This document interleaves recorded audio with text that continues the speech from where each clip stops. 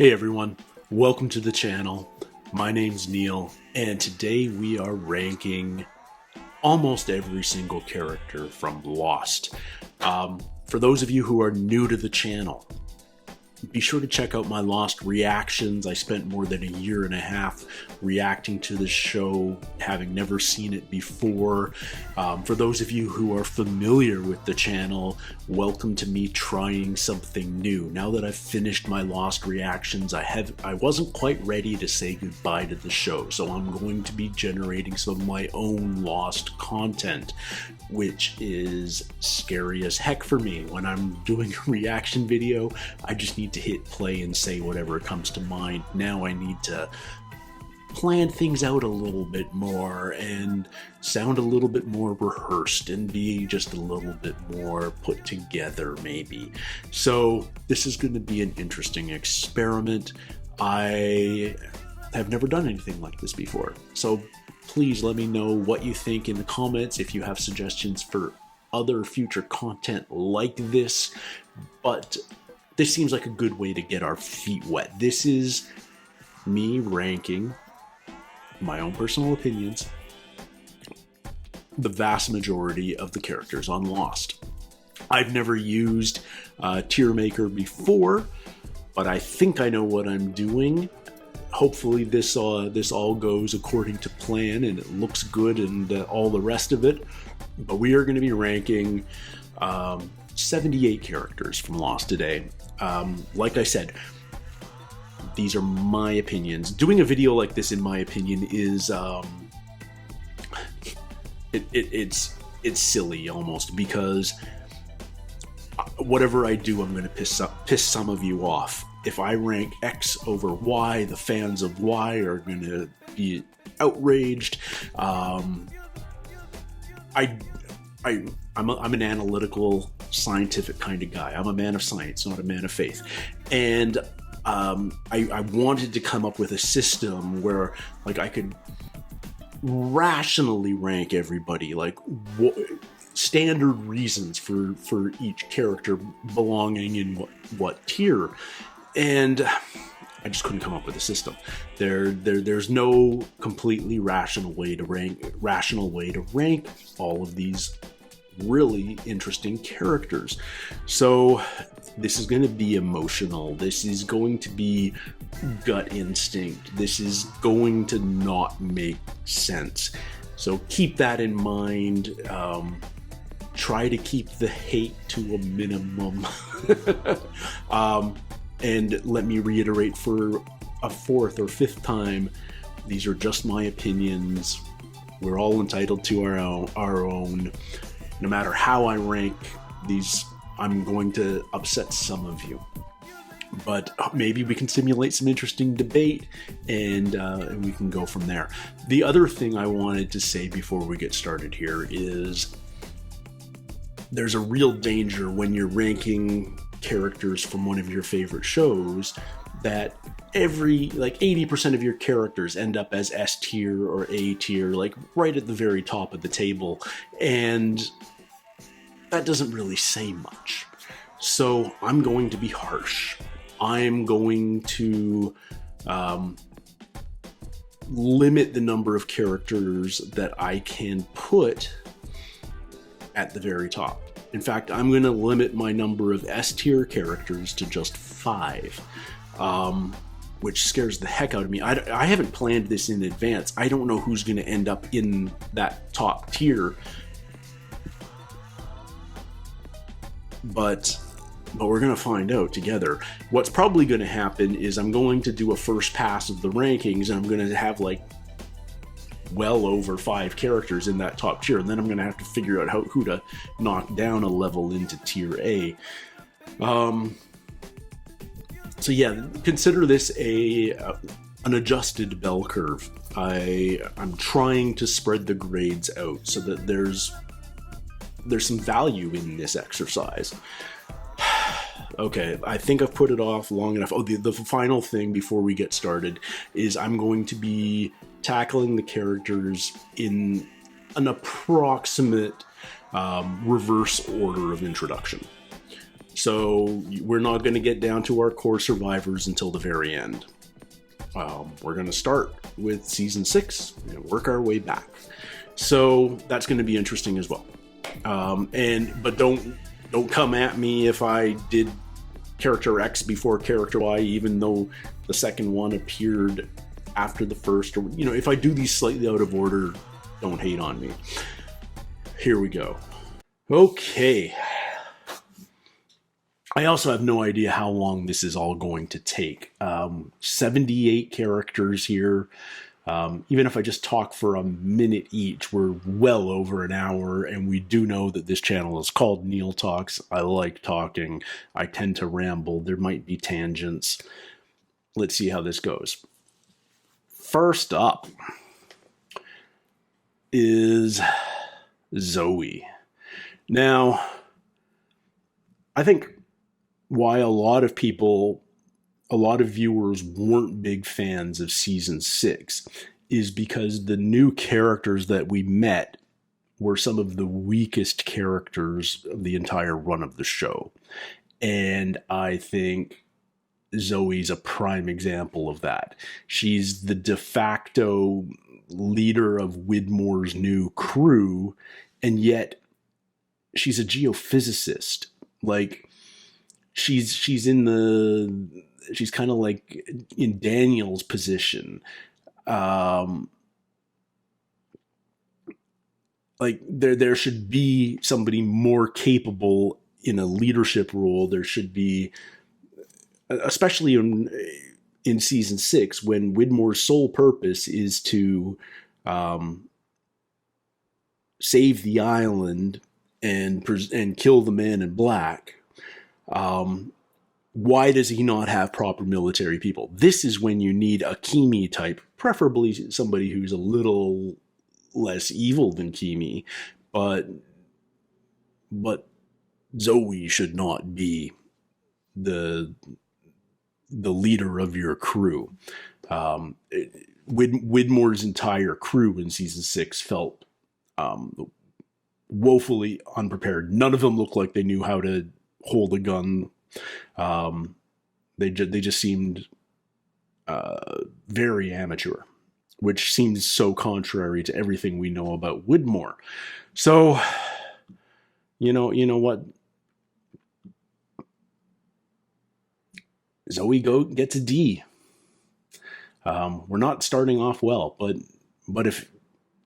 I think that's fair. Unfortunately, I'm not going to fail anybody. By the way, it's that good a show, but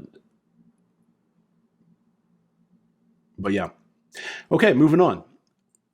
Now we have Lennon and Dogen. I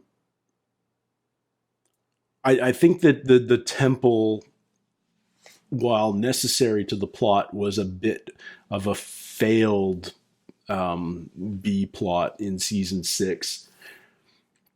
And part of that was the construction of the hierarchy there with Dogen in charge and Lennon as his right-hand man / translator. It just felt off. It didn't feel like these guys were part.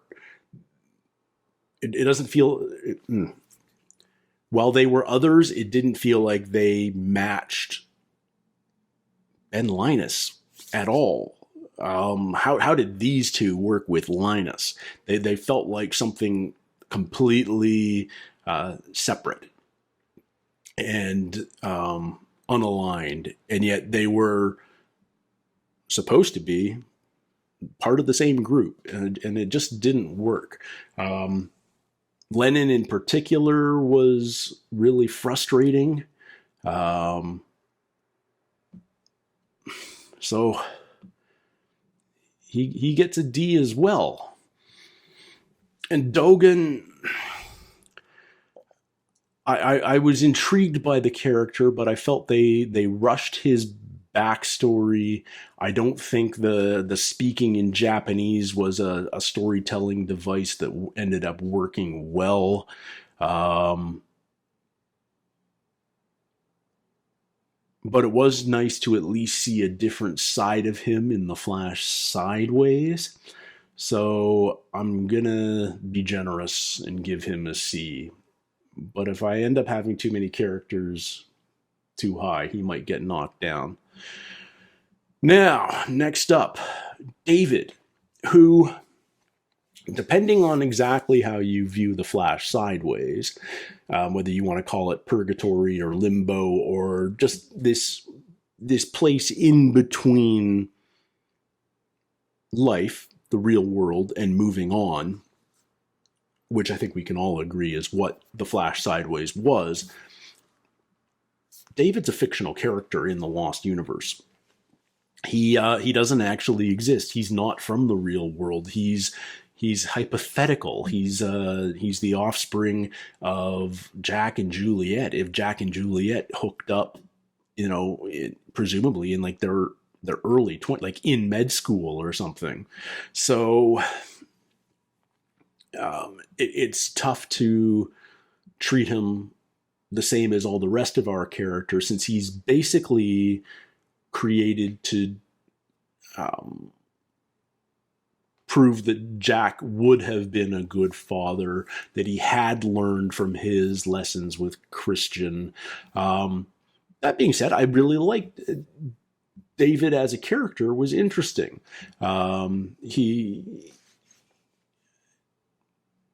He had an interesting arc. He wasn't your typical teenager. He certainly had a little bit of a rebellious side, but he was also a classical pianist, and he seemed like a really good kid. He actually had good relationships with both his parents, even though they're divorced and sharing custody and all the rest. So David gets a B, but I can't put him any higher than that. Now we get into some interesting stuff. Now we get Jacob, and I'm doing Jacob this early, even though we heard his name. When did we first hear about Jacob's list? Late in season 2, early in season 3, but we never actually met him until much later. And then we killed him off almost immediately. Very interesting character, but it's kind of like how to put this. The truth of the matter was very different from the legend, if that makes any sense. When we finally got to see across the sea, when we got the backstory of the island, how Jacob and the Man in Black were born, their mother was killed, they were raised by mother. It really changed our view of who exactly Jacob was. But one of the things I'm using as a criteria to judge all these characters and rank them is how much did I look forward to their scenes, and how much did I like them in the story. And I thought Jacob, in that sense, was really good. He was cryptic. He had purpose. It may have been slightly misguided. He wasn't the bad guy, but I think the ultimate story is neither was the Man in Black. They were two sides of the same coin. But yeah, Jacob. I almost feel like I wish we had gotten to know him earlier, and that way his death could have meant more. So I'm going to just keep him at a B as well. I feel like he was shortchanged in the story and could have been developed to a greater extent. Now, the Man in Black, theoretically, we were introduced to him in the pilot, but only in smoke monster form. So he's a tough one, because he was just this mysterious monster for so long, and then we ultimately learn that he's the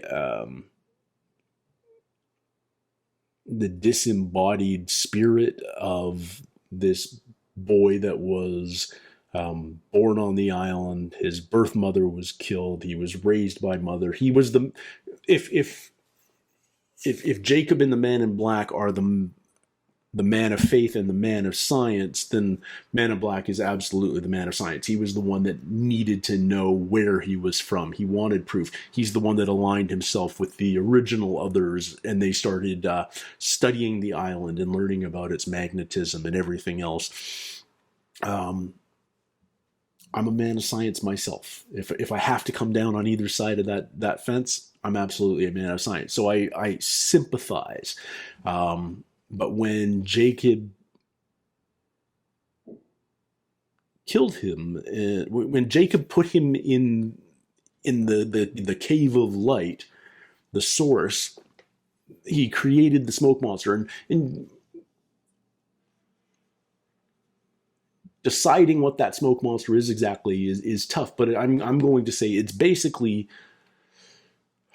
not his reincarnation, but his spirit, his soul, however you want to put it. But yeah, Man in Black, really interesting character. Honestly, more interesting than Jacob, even though we got less of him. A very good secondary villain. Because what makes a good villain in my mind is you can understand them. You may not agree with them, but you can understand their motivation. You can put yourself in their shoes. Maybe you would act differently, but you can at least see why they're doing what they're doing. It's not unexplainable. All right.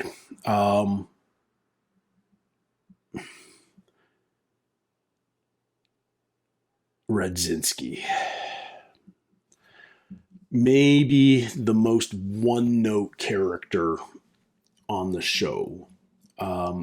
If I was going to have an F tier, Redzinski would go there, because he may be smart, he may be driven, but he's his tunnel vision is so extreme, and his energy is so angry and frenetic that he's just completely off-putting.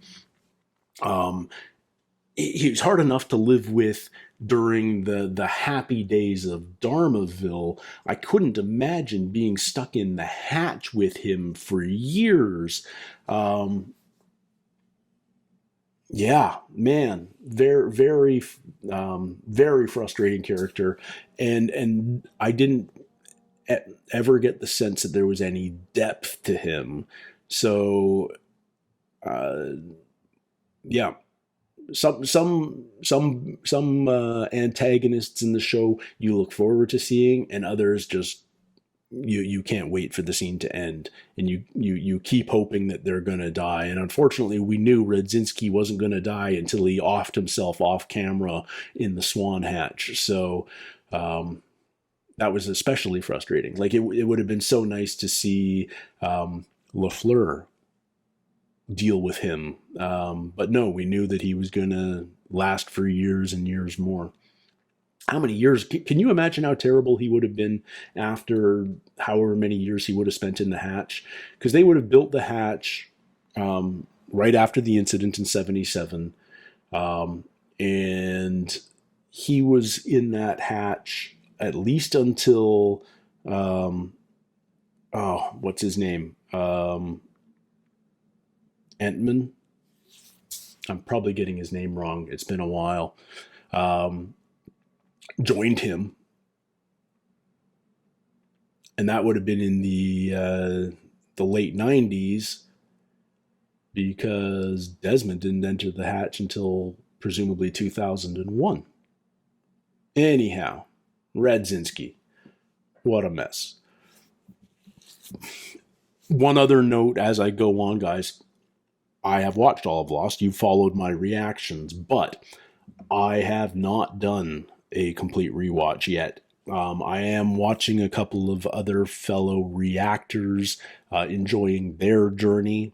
So I am rewatching highlights per se, but I will sit down at some point and start the series from the beginning, just myself, and enjoy it that way. But it's a if I forget names or if I forget plot details, please be forgiving.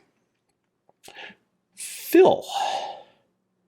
Phil was fun as LaFleur's lieutenant, but again, he was this hyper suspicious, basically one note character that was created to make life in 77 Dharmaville difficult, especially once Jack, Kate, and Hurley showed up.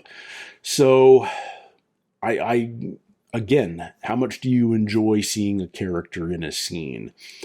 Phil never did it for me. So he gets a D as well. Now I'm looking at my ranking so far and I'm being harsh, but I think this is part of the challenge of a character entering a show late. You don't know them as well as the characters that you've come to grow and you've come to know and love, and it's tough to sort of break in. What's actually remarkable as we get deeper in is how many characters that entered relatively late in the show became really big fan favorites. We'll get to some of them fairly shortly. All right, Caesar. Caesar, you could tell there were bigger things planned, and then actor trouble. It happens. It happens on any show that goes 100+ episodes. You think somebody's going to be sticking around for the long haul, and then they want out, and suddenly you've got to write them out and swap up the story. I thought Caesar was introduced really quite interestingly, and I think it would have been revealed that he was one of Widmore's operatives, maybe taking the role that Zoe ultimately took, and that would have made more sense. He felt more capable. He felt like a proper leader. But again, he had to be sort of abruptly taken out, one of the more abrupt deaths. And because we hadn't gotten to know him except as an antagonist to Locke, Flock, but at the time we thought it was just Locke, we had no love for him. So when Linus took him out with a shotgun blast to the chest, it was just kind of like oh, they did that. It was shocking, but it wasn't emotional in any real way. And if a character dies and there's no emotional attachment to it, that sort of tells you everything you need to know about how much you like about that character. So I'll bump him up to C because of the potential and the setup, but the conclusion of the character was definitely lacking. All right, Alana. Again, similar introduction to Caesar. You know, like there were two strangers in the business class compartment on Injira 316, and you knew that they were both going to end up mattering. But again, I feel like the writers didn't know exactly what they were going to do with her, because talk about another abrupt death that felt, while explosive, it felt underwhelming. And it didn't even have the humor attached with our previous dynamite death. So Alana needed to be there as a plot device, primarily to deliver Locke's corpse to the statue and engineer that reveal. But again, whether it was whether they had to change their plan, whether the writers had to change their plans for her, or whether they just kind of did her dirty. It felt like they suddenly didn't know what to do with her anymore, and we had to eliminate characters on the island before the finale, and so she kind of got done dirty. Um, I feel like there was also a lot of backstory there that we never got. Um, what was her history with Jacob? I've heard some fan theories that maybe she was even his daughter or something along those lines. But if you're gonna have a character who has that kind of connection, then I feel like you need to introduce her earlier somehow. Um, yeah, so I'm gonna make her a C as well. I also, at this point, should probably say, there's 78 characters in this ranking, but there are some characters that I'm not going to get to. I'm not going to get to, like, Alana's lieutenant, Bram. I'm not going to do Zach and Emma or Randy, Locke's boss slash Hurley's boss. I'm not even going to do Frogurt, even though that was a hard one for me to put aside. But just know that not everyone's going to get ranked here. Frogurt was the hardest decision, though. All right, now we're getting into season 5. The introduction of season 5, the freighter, Martin Kimi. A bit of a one-note character, but a great bad guy. He filled the role well. He was an intimidating presence. He was scary because he had a bit of that cold psychopath to him. He was never furiously angry or anything. Like you could tell that there was a violent rage lingering underneath, but he was cold and charming in his own way, and definitely a threat to all of those on the freighter. But the fact that we got to see him die twice, pretty satisfying. I actually looked forward to his scenes. I don't think I can make him an A, but I'm very happy making him a B. George Minkowski.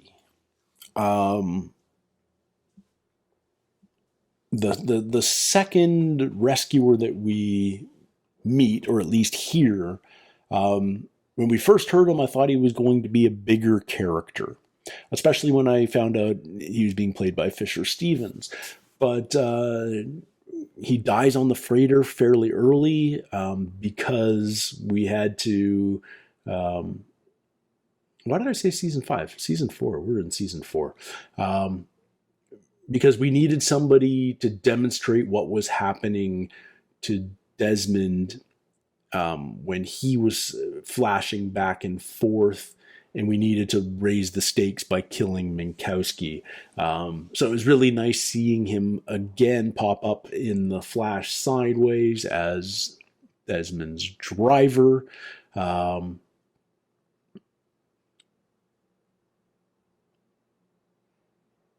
He's the communications officer, and unfortunately he wasn't much more. I wish they had done more with him because very charismatic and underutilized. And I'm going to make him a C. No, I liked his scenes. I really liked his scenes. He's a B. He's a B for me. Naomi.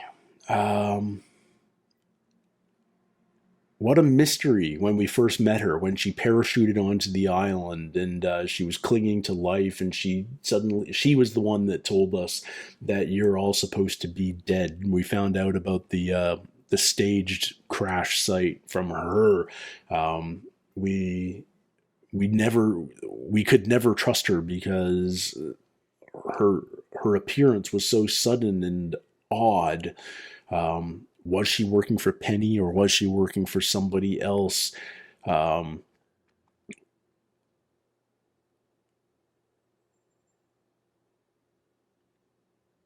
yeah, I really enjoyed her. I really enjoyed her, but we needed to kill her. We needed to make the freighter not trust the survivors, and Locke killing Naomi certainly facilitated that. Um, so yeah, again, we got to see her appear later on when she recruited Miles, for instance. But I can't put her any higher than a C. Now we get into our sort of our core freighter crew that became cast regulars. And let's start with Charlotte, because Charlotte, I feel, is the one that I never connected with. Um, I I understood why she wanted to go back to the island, but I never really understood why Widmore needed to send her. Everyone else had a Miles's purpose, Daniel's purpose made total sense, but I didn't get Charlotte's to the same degree. Um,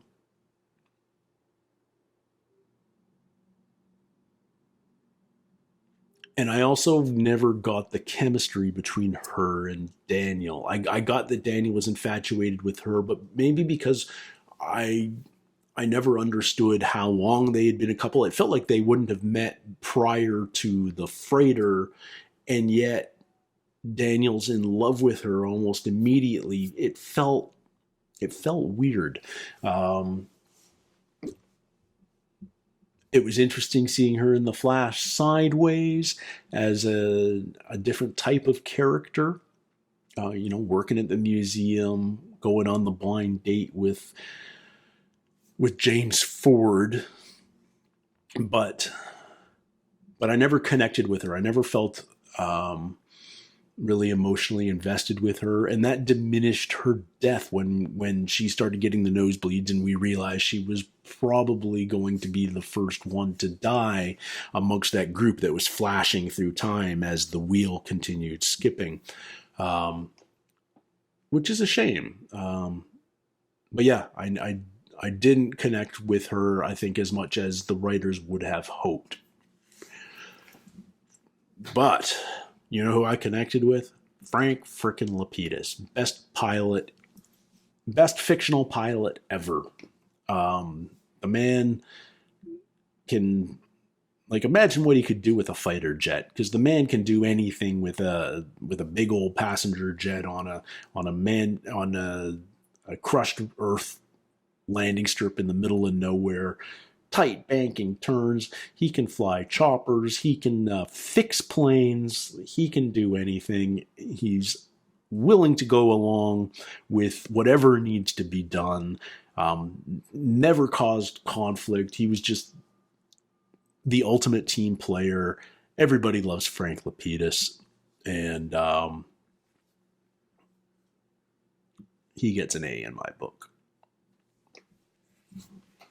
So grateful to see that he didn't die in the sub too. Everybody just kind of assumed he's probably gone, but when he washed up in the wreckage a few episodes later, man, that was great.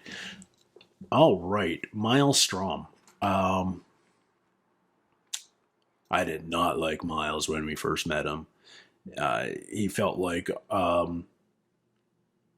just as much of a prick as early Sawyer, but with no noticeable justification. He just seemed like an angry young dude. Um, but no character, I think, may have grown on me more than Miles. Um, by the end, what a dude. I'm so glad he got off the island. I'm so glad he survived. Um, we learn more about his history, obviously, that he was born on the island, but yeah, just sometimes you just need to understand characters a little more and learn more about them to understand why they are the way they are. But I also think as the writers wrote more and more Miles, they gave him more and more heart. So by the end, um, I could say he's probably a fan favorite. I mean, I might be wrong. Maybe not everybody loves Miles, but I feel like there's no reason not to. One of the things I actually really like about Miles too is that he's not heroic.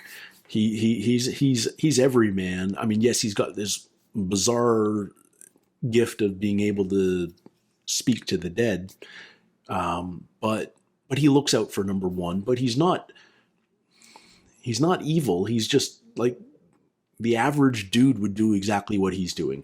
Like he runs from a confrontation because it's the safe, smart thing to do. He digs up $8 million in diamonds from a grave because they're just going to go to waste if he doesn't. So, good on him. And yeah, I really liked Miles by the end of the show.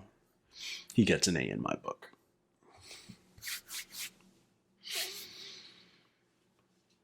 Daniel Faraday, or Daniel Widmore, depending on what timeline we're in. Um, what an oddball in this cast, Um, unique acting style, playing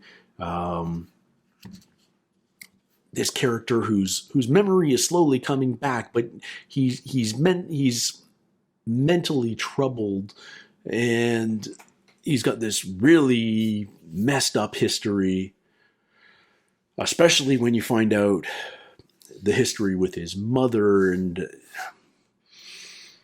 yet, oh man, I just love this character. Oddball scientists, I'm a sucker for that kind of character to begin with, but it was his introduction that really helped explain some things about the island, and yet opened up whole new worlds of storytelling for Lost. We got to time travel because of Daniel Faraday. If they didn't introduce his character first, season 5 would have felt so weird and off. But because the seeds had been planted with his character, we accepted it and we loved it. And for a lot of people, I think season 5 might be their favorite season of Lost, and he's a big reason why. Tragic story with his mother, and we'll get to Eloise in a bit, but man, I think I have to make Daniel one of my first S's. I hope I can keep him there, but for now, he's an S.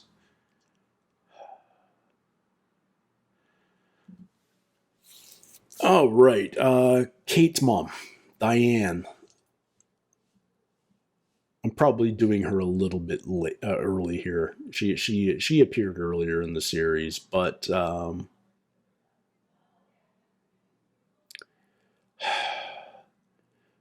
it's easy to say that this show had a real issue with fathers, and to a lesser degree mothers as well.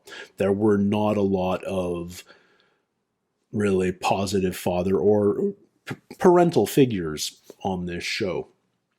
And Kate's mom might be, depending on your perspective, um,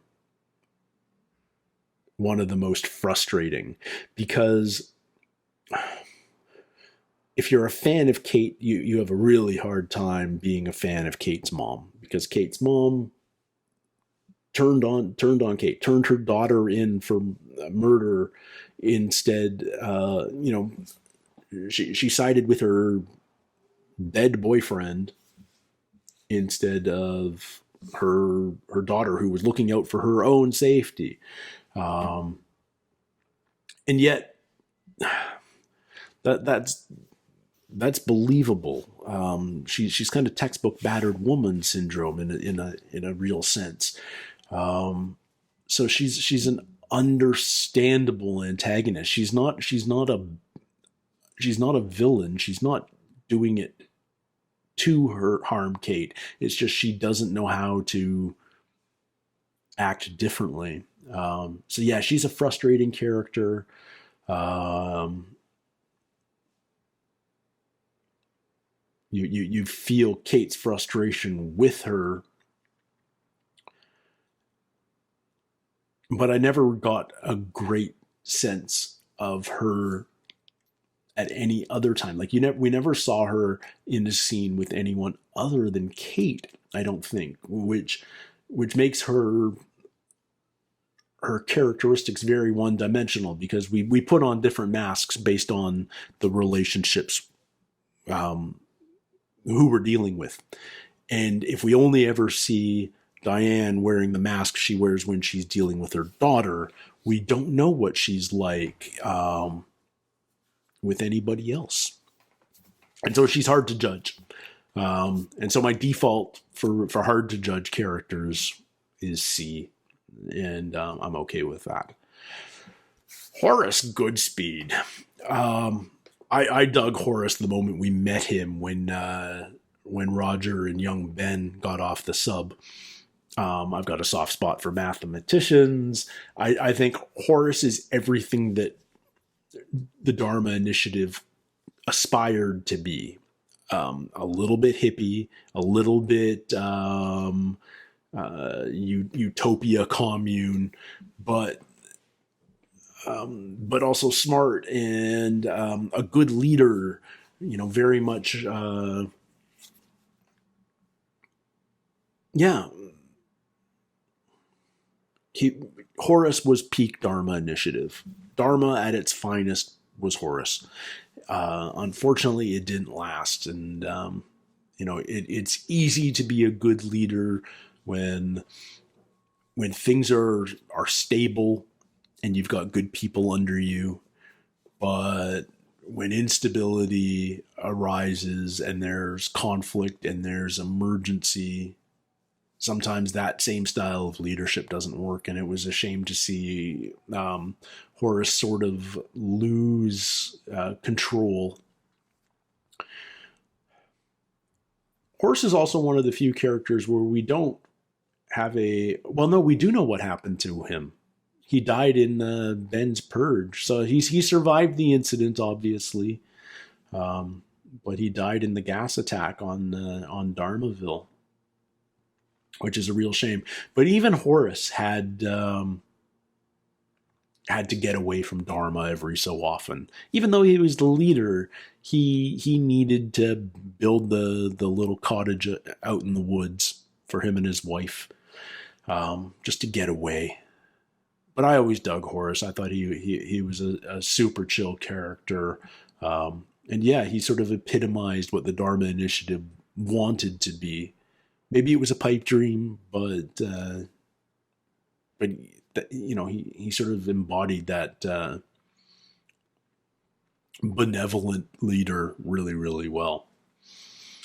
Though the one negative against poor Horace is he happened to father Ethan. But Horace gets an A in my book.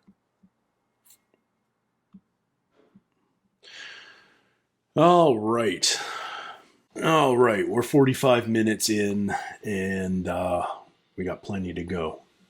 I'll try and speed this up a little bit. Carl. Alex could have done better. Probably not a lot of options amongst the others, but and his heart was in a good place. But he was just a little bit wimpy in my mind for Alex. I almost understood why Ben didn't like him. But Ben was actually like worried that, oh no, they're gonna hook up, and if I was Ben and Alex was my daughter, it would be more along the lines of, you can do better, kid. Anyway, Carl gets C. Eloise. Eloise is a great character. Eloise is a mysterious character. I haven't hated a character as much as Eloise in a while, primarily from the one episode, you all know the one, where she engineered her own son's death, even though she knew exactly what was going to happen. And yet she was great. She's a great character. Um, she's the all knowing man behind the curtain, so to speak. She knows more than almost anybody else. Primarily, I assume, because she's got Daniel's diary journal detailing so much of what's to come. Um, I was intrigued the first time we met her. When we saw her again, uh, it was a great reveal. And when we learned that she was young Ellie on the island and she was an other, that was an even greater reveal. I really enjoyed her, seeing her every time we got a scene with her. It's like, oh man, what's going to happen now?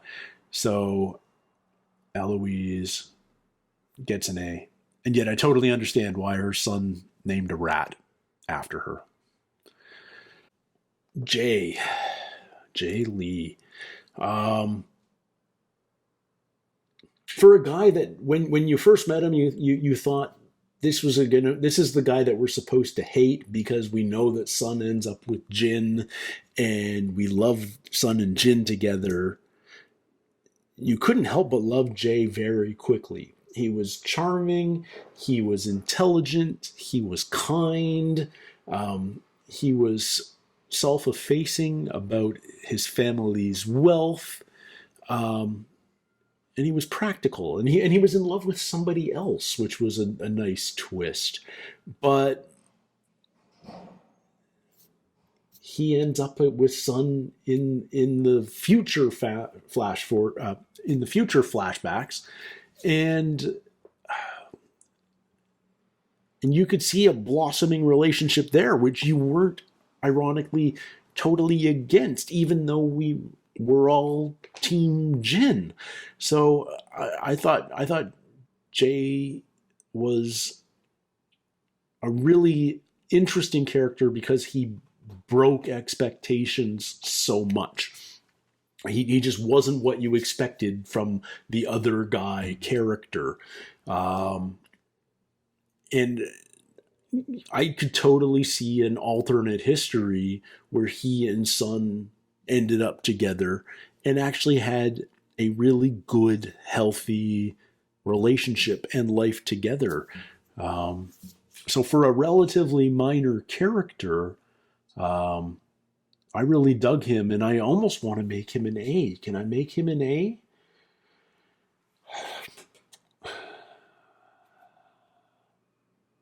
I don't think I can make him an A, but he's a high B for me at least. Roger Workman. We first met him as an anonymous corpse, desiccated corpse in a Volkswagen minibus. Um, and then when we got to know him as a man, we discovered that he's another shitty father. And yet, somehow or other, in the flash sideways, as an old man with Benjamin taking care of him, you almost feel sorry for him. Like, he had regrets. Um, he screwed up things, absolutely. He blamed his son for the death of his wife. And let's face it, that's a shit situation for anybody to be in. And it's easy for us to judge, but maybe we shouldn't, even when they're just fictional characters. Like, how would you react if the birth of your son killed your wife. Um, it's it's the Tywin Tyrion Lannister thing too, you know. Um, that would be a tough thing for a father to get over. Nevertheless, he also shot Saeed. He also, even though Kate was showing him kindness, was very suspect of her, even though Kate really should have been more on the DL. Um, just tough to like him, but but but not a bad everyman, you know. But so he's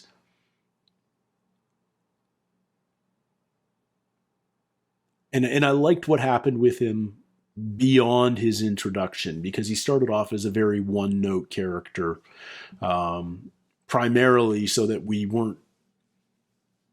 um, we were almost sympathetic with Ben when Ben killed him, and yet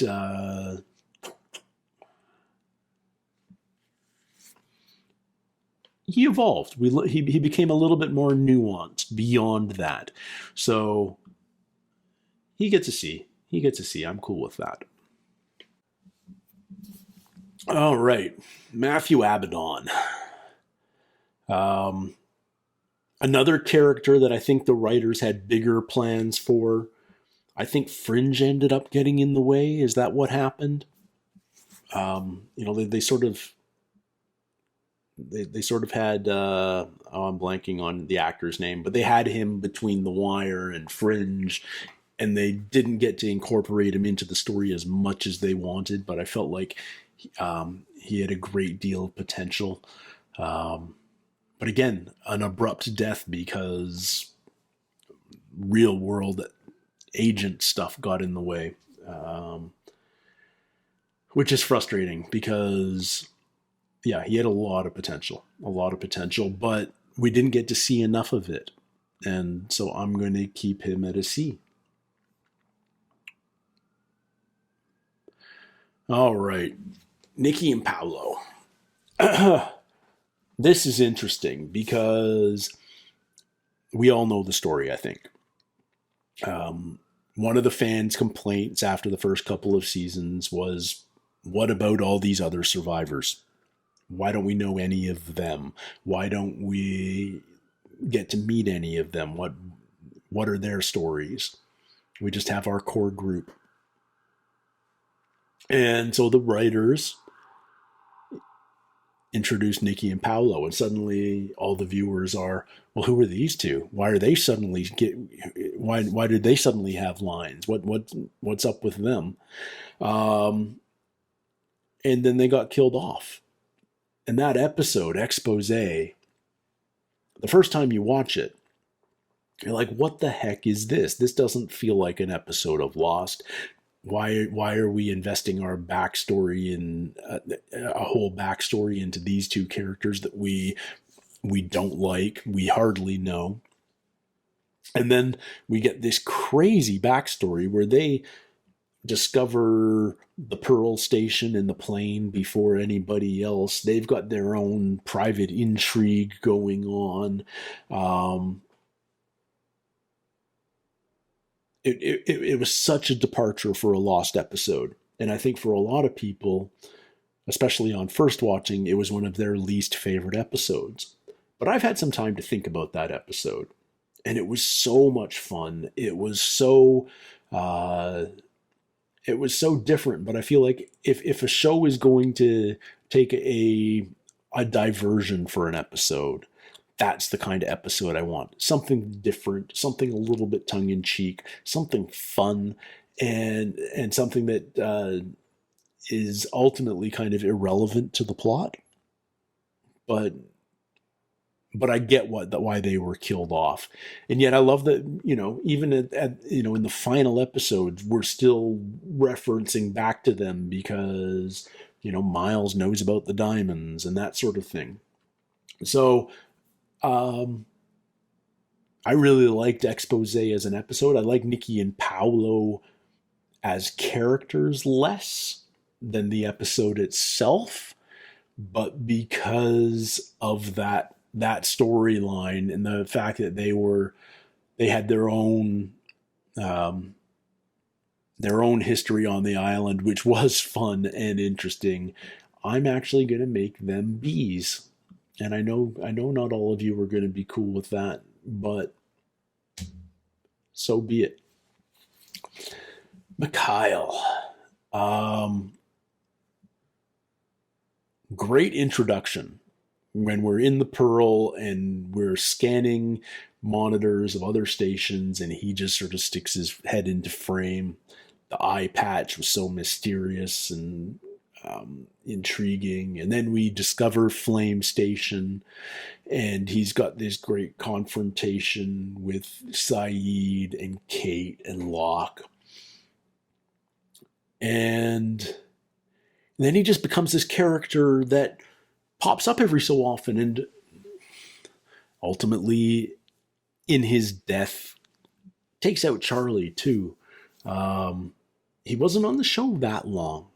I feel like he was just season three. I guess.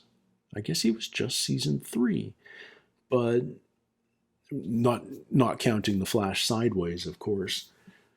But he was a lot of fun, and he's the kind of character you wish there were more of in the others. The others started out so strong with such interesting and capable characters, and the more others we met, that diminished and diminished and diminished. But Mikhail was a lot of fun. I'm willing to make him a B just for the fact that I don't think there was another character in the show that would just randomly run into a scene and then run out again than him. Richard Alpert. So, we first met Richard in Miami when we learned about Juliet's backstory. And he was this mysterious new character. He was the first time we saw somebody, one of the others, off island, I think. And so he opened up that whole realm of possibility. Like, what are the others capable of? They're not just shipwrecked. They're not just trapped on the island. They come and go, and they recruit, and that was intriguing. And then the first time we see him not aging, when we're with young Ben and we see Richard looking exactly the same except with longer hair. Now there's this really interesting mystery, and I think the writers of Lost painted themselves in a little bit of a corner. They put dynamite on the Black Rock because we needed dynamite at the end of season one, and where else would it be? So they put dynamite on the Black Rock, and they made the Black Rock a pretty old ship. And then I think they found out dynamite wasn't invented until 1867 or like the mid to late 1800s. And that was a lot more recent than I think they wanted. So they ultimately made the date of Richard's imprisonment like the year after dynamite was invented. But I think they wanted to make him older. I think they wanted to have him on the island for 400 or 500 years. I think that would have had more impact. Especially the way it was led up. Whenever the others talked about Richard, and whenever one of the survivors asked one of the others about Richard, whether they were asking Ben or Juliet, they would allude to how old he is. They wouldn't say a number, obviously, but they would say he's been here for an incredibly long time. He's very old. And, ultimately he's 140, which, yes, is old, but not nearly as old as I think. I think it would have had greater impact if he was even older, is all I'm saying. If he had been on the island for centuries upon centuries. But yeah, really interesting character. Um, when we finally got his backstory, again, it felt more medieval than 19th century, but uh, he had this terrible sequence of events where his wife died. He accidentally killed the doctor. He was sentenced to death, um, saved by being able to speak English, ends up a captive on this, a slave on this ship, for lack of a better word. Then he's haunted by the smoke monster and the visions of his dead wife. Um, and he makes a bargain with Jacob to be immortal. Um, and then ultimately he wants to throw that all away because he sees no purpose in all the time he spent on the island. Really interesting arc. And I love the button that they put on his story when his immortality is taken away from him and he just begins to age again. It isn't that he suddenly dies. It's he's just like, oh, I got a gray hair, and now he wants to live again. Um, Really enjoyable character, sort of the calm voice of reason amongst the others. I like that um, he was sort of the conduit between Ben and Jacob. He wasn't always in Ben's corner. He was always in Jacob's corner, and he was with Ben as long as their views aligned. But he would work behind Ben's back if necessary, like when he gave Locke Sawyer's file. So yeah, kudos to Richard Alpert. I dug him, and he gets an A in my book. Alex, is it weird that I liked Flash Sideways Alex so much more than Island Alex? Um, she just made more sense as a regular teenage girl than this super capable other soldier. Despite the fact, like she was holding her own against armed guards with nothing but a slingshot, and it just felt a little Mary Jane. Um, but yeah,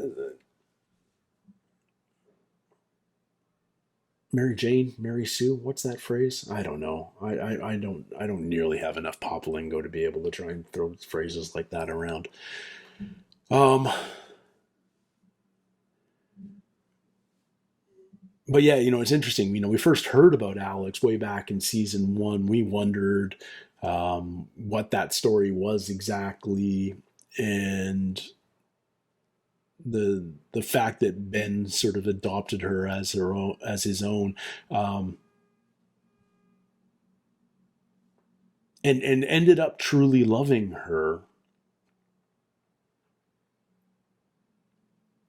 Uh, what's more undoing than a daughter? If I'm going to steal a line from Arcane,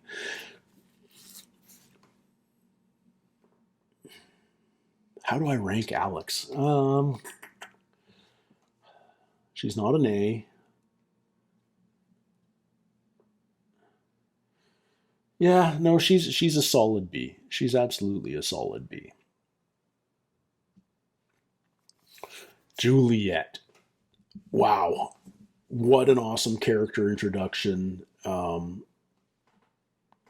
Creating a new character at the start of season three on a hit show, and having her integrate so well and become such a fan favorite, um, is a sign that the writing was spectacular, but also the performance was otherworldly. I've never seen a more enigmatic smile on an actress than on Juliet, and um, yeah, I love her.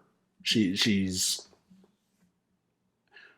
like, if you go back and watch my reactions for most of season three, I don't know what to make of her for so long.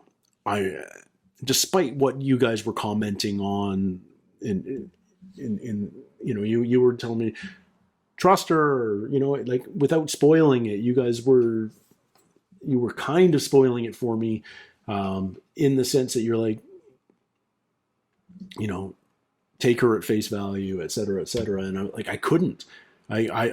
She was so enigmatic. I couldn't decide what her motivations were, what Linus had on her, what her ultimate goal was. I think that was sort of the season that I was least trusting of what was on screen. And I think a big part of it was because of Juliet. And those are good things. When you start questioning everything, the fact that we were led to the point where we weren't trusting Jack is all you need to know about Juliet's influence on the show. And then she becomes this core team member with one of the most emotionally impactful deaths of the entire show, even though the writers diminished it by essentially killing her 3 times. Once by falling down the well, we're like, oh my God, she's gone. Then they reveal at the bottom of the well she's broken but alive, and then she sets off the bomb at the very end of season 5, and we go, okay, now she's gone. And then we get her brief reunion with Sawyer at the beginning of season 6, and then she dies again. And it's just, every time you kill her, you're diminishing the impact, and yet it was still super impactful every time. Imagine how much more impactful it would have been if she had just died the once. And then the great reveal of her at the end of season 6, where we find out she's Jack's ex-wife, and we get that lovely meet cute with her and Sawyer, or rather James Ford, and the echoing of the lines. I love Juliet.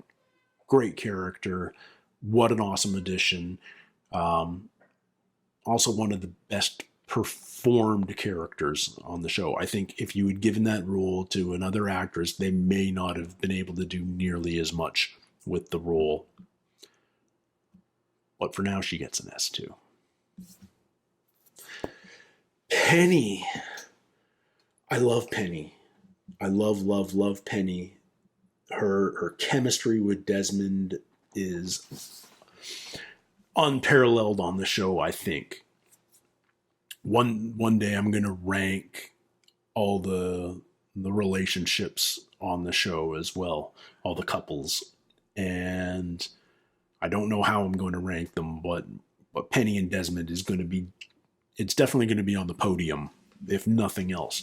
But Penny, again, is one of these characters that I wish I kind of knew more about, because as much as I love her chemistry with Desmond, you don't get a whole lot of her with anybody else.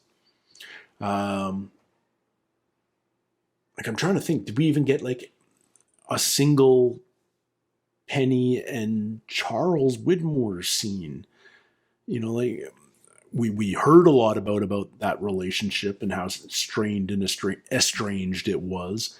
But we never got to see her wearing the mask that she wears when she deals with her father, or we saw her briefly with Eloise when she was in the hospital. We saw her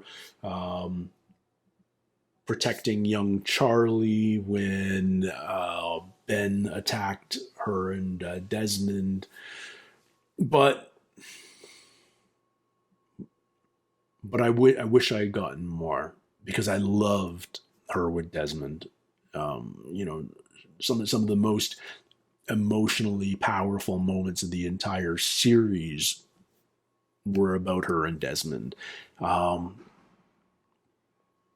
I wish I had gotten more. So she's a tough one to rank. But you know what? The fact that if Penny was in a scene, I knew it was going to be amazing. There would be these great, impactful, emotional story beats. She's a solid A in my book. I wish I had gotten more Penny. I think that's the big thing. Charles Widmore. Now, this is interesting because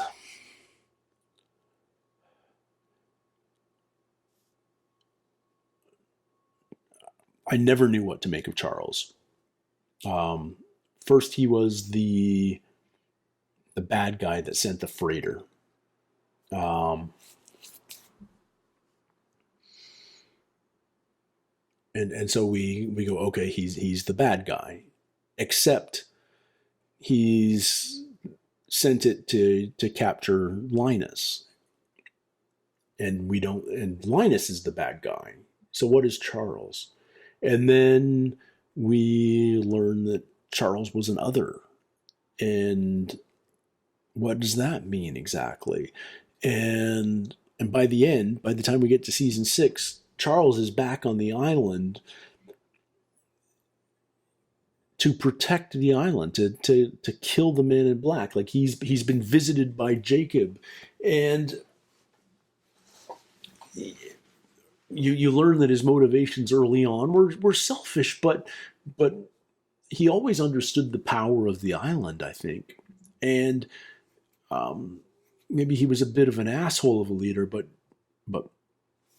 hot take here, maybe he was a good leader too. Open for debate. I'd love to hear your comments. But remember when Locke first turns the wheel and ends up in Tunisia, and Widmore's there, and he's hooking up Locke with Abaddon and sending him on this mission,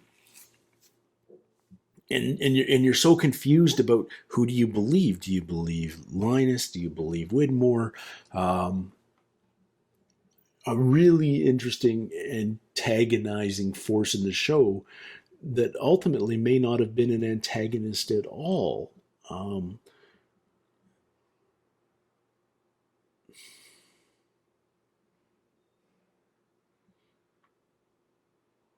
of my pet peeves about the show, though, is directly linked to him, and that's all about McCutcheon's 60-year-old Scotch. Because the first time we learn about McCutcheon, not only is it a 60-year-old Scotch, but one sip is worth more than you make in a month, or I forget exactly how it was described to Desmond, but suddenly, like, it's a 5-figure bottle of whiskey, and then suddenly this stuff is popping up everywhere.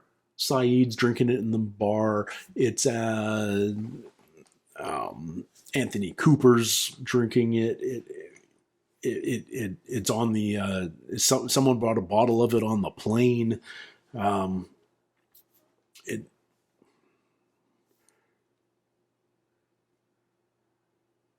If you could even find a bottle of that stuff in a bar, it would be selling for thousands per glass. Not the 250 that Saeed was drinking it for. Anyhow, as a bit of a whiskey nerd, that always bothered me. But I'm not going to let it affect my Charles Widmore ranking. I thought he was a good character, but he never elevated a scene for me. So I will make him a B. All right. Kelvin Inman. Really interesting character. Taught Saeed to be a torturer. Worked for the CIA. Gave that up to work for the Dharma Initiative. Had the misfortune of being stuck in a vault with Redzinski. Taught Desmond everything he needed to know about the island, but fucked Desmond over and was like secretly repairing Desmond's boat to escape and leave Desmond behind. And then in the moment of his death, because Desmond was gone from the hatch for more than 108 minutes, Flight 815 crashes. Inman's like the definition of a catalyst character. He doesn't serve. We're not supposed to be invested in him but his actions caused so much of the story to happen. Um,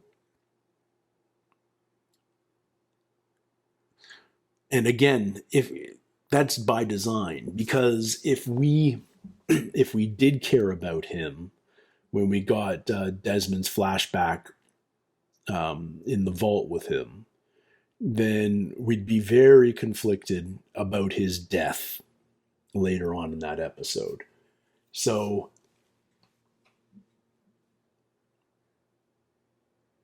they needed to write in the story beats that he was screwing over Desmond. It's reinforced when he learned that he's the one that taught Saeed to be a torturer, who brought that side of Saeed out. But an interesting dude nonetheless. I feel sorry for him because he was stuck in the vault with Redzinski for who knows how long. Um, you know, a number of years anyway. You know, it's interesting. I think about the vault chronology a lot because we know the we know the Swan was built after the incident, 77, 78, and that the buttons had to be pushed from that moment on.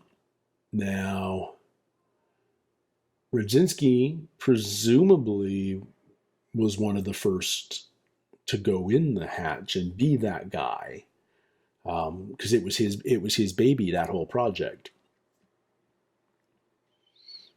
But we also know Inman was in the Gulf War, the first Gulf War, where he met Saeed, and he gave that up afterwards to join the Dharma Initiative. He got assigned to the hatch. So we're talking like early to mid 90s.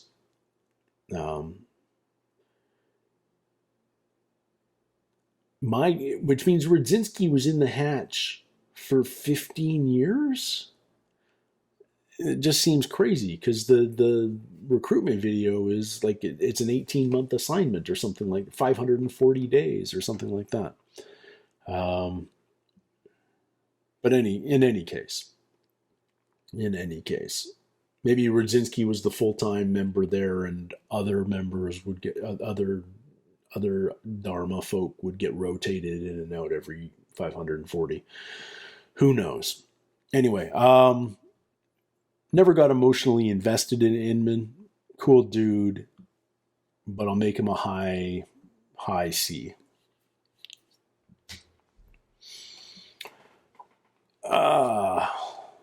Papa Reyes. Love Cheech Marin.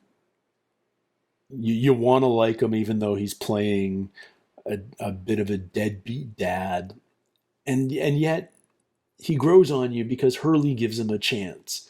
And by the by the time Hurley's going back to the island, they've reconciled. Mom and dad are back together. It's not about the money for dad. He's enjoying his salami and caviar sandwiches while watching Expose, don't get me wrong. But he's also protecting his son even though the police are after him. He's getting involved because he cares about his family.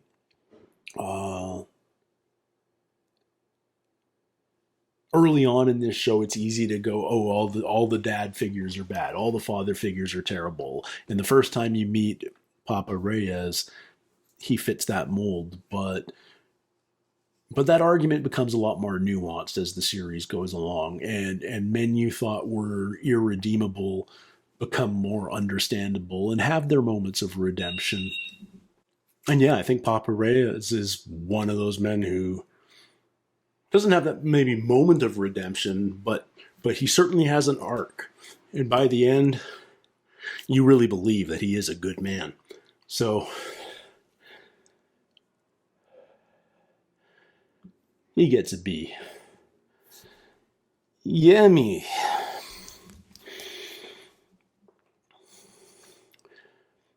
I think we would have got more of Yemi if we got more of Echo, obviously. But we we lost Echo, and so Yemi became unnecessary. And Yemi was another one of those pretty one-note characters. He was Echo's motivation, and he was also Echo's antagonist. He wouldn't condone Echo's actions, even though Echo was doing everything to protect Yemi. And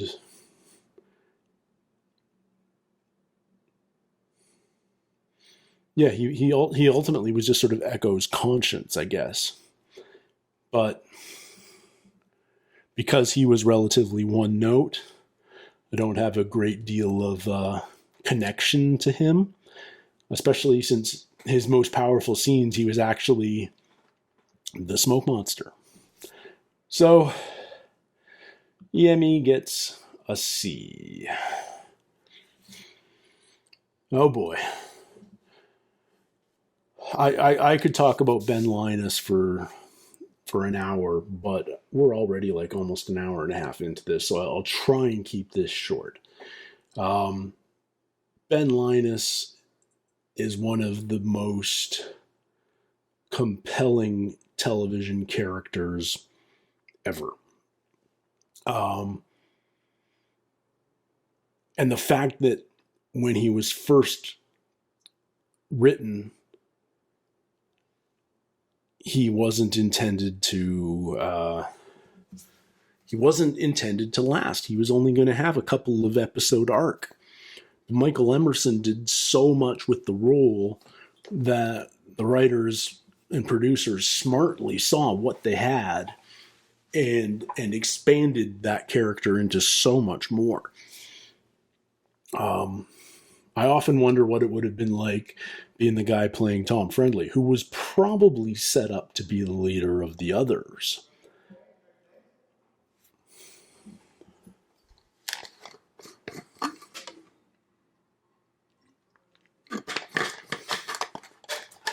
But no, Ben Linus took that and ran with it, and man, what an interesting character. So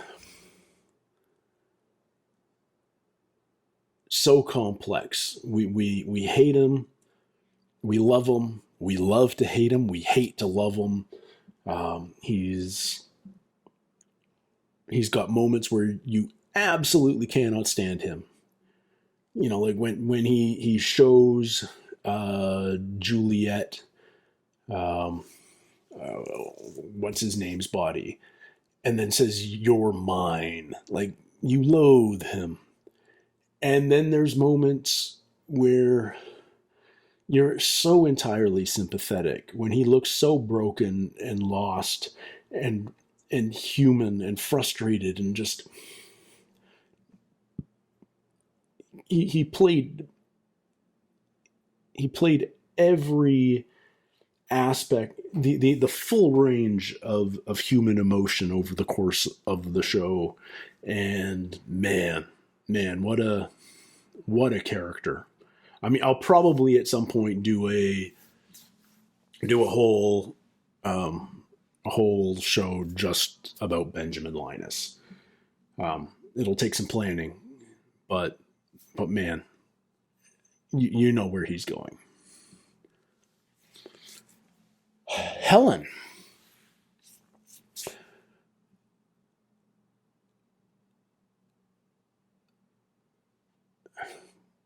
Helen's so interesting because John Locke had such a miserable life, and yet he remained at some level an optimist. And yet he was a mess, such a mess. And I can't decide whether Helen was a fool for being with him or whether she saw something in him, whether she saw he was special, for instance. Um, but I always felt like she was too good for him almost. Like she's such a wonderful woman. It made sense to me that she left him after he failed to cut Anthony Cooper out of his life. Um, but then I was so happy to see them together again in The Flash Sideways. Just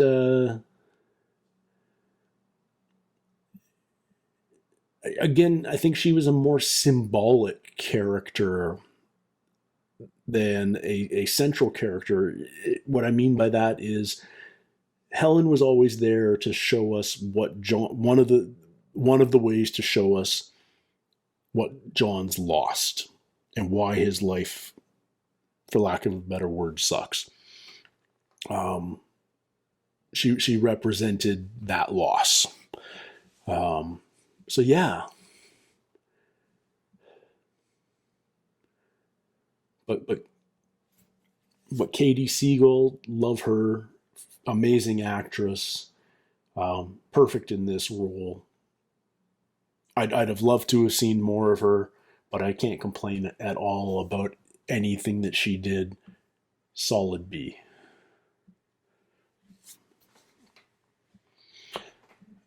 All right. Uh, Tom, our doctor, Kate's old boyfriend. You know, I have a hard time with Kate, and I'll talk more about her when we get to her. But Kate, I always wanted to love her more than I did love her, and and I think I'm more pro Kate than a lot of fans. But I don't think anyone got screwed over more by Kate than Tom. He that is his name, right?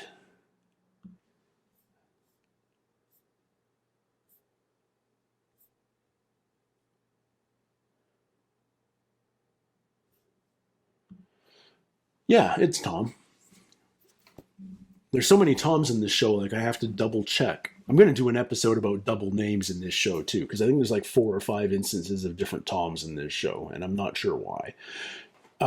Nevertheless, Tom got screwed over. He ended up dying in Kate's escape, all because he was sort of clinging to this high school sweetheart thing. They obviously went through some stuff together as teenagers. They obviously knew each other even further back. You know, we saw him in Kate's flashback when she meets Jacob, but Kate did him dirty, and and all he did was remain incredibly loyal to her, even though he moved on, and you know he got married, and yet he put that aside to help this woman from his past.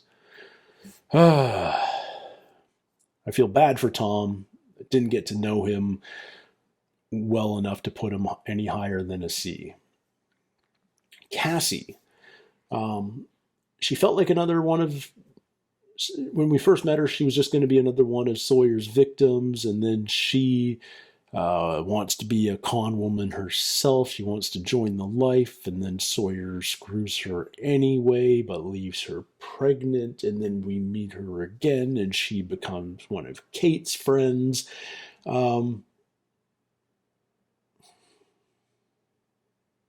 it's weird when we mostly see character just in flashback, because the flashback stories are all about telling us more about our core cast. And so Cassie is representative of, what a dick Sawyer was. Even when he was like actually in love, he still screwed people over. He was still, no matter how he rationalizes it, he was looking out for himself and just himself. And and Cassie was one of his victims. Um, and yet she's also the mother of his child, a child that uh, he doesn't see until he makes it home safely after the return of Ajira 316. Now that he's one of the Ajira 6, presumably he's going to get involved with his daughter. Yeah, at least you hope. But but you don't know. And it'll be interesting to see if how Cassie's going to deal with that.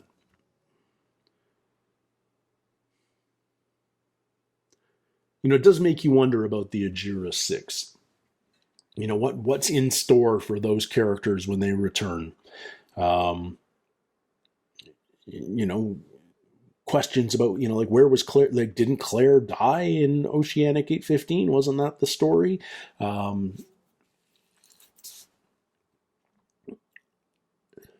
does Kate violated her parole? So does she go back to jail? Um, Sawyer has still lost Juliet.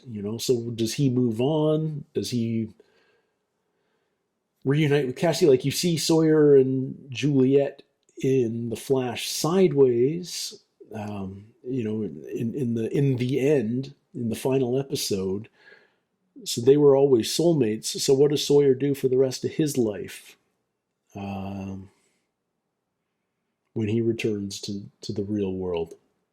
Interesting questions. Maybe we can just sort of dream and speculate on those. Cassie's cool, but I never looked forward to her scenes or anything. C is my category for I'm fine. They're fine. I may have to reevaluate a little bit.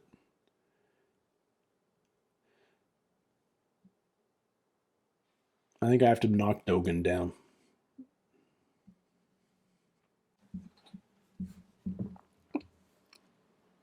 Goodwin.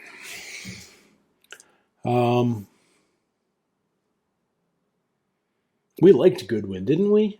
I Goodwin was like the opposite of Ethan, playing the exact same role, but he felt like a good dude, like a properly good dude. Um, like he was really looking out for the tailies, but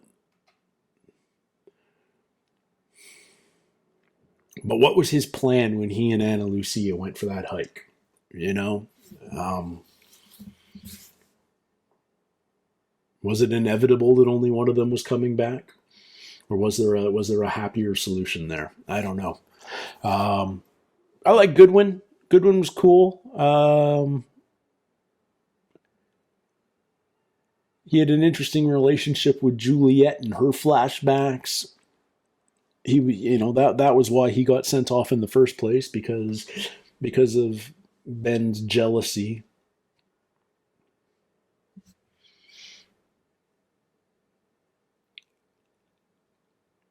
But that's kind of why he was doomed from the start, wasn't it? Looking for happiness where he shouldn't have been looking. But I'll give him a B. Oh,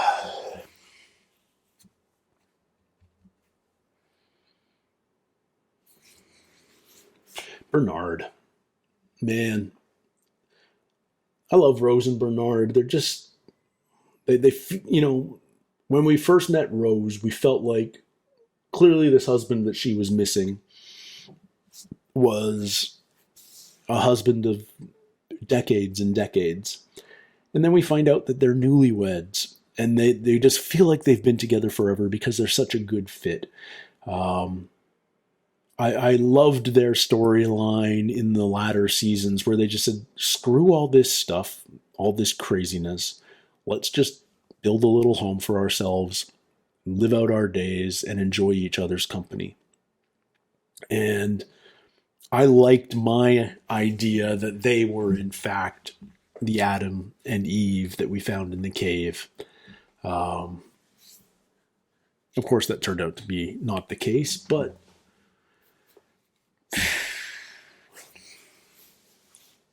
we can assume that after all the craziness in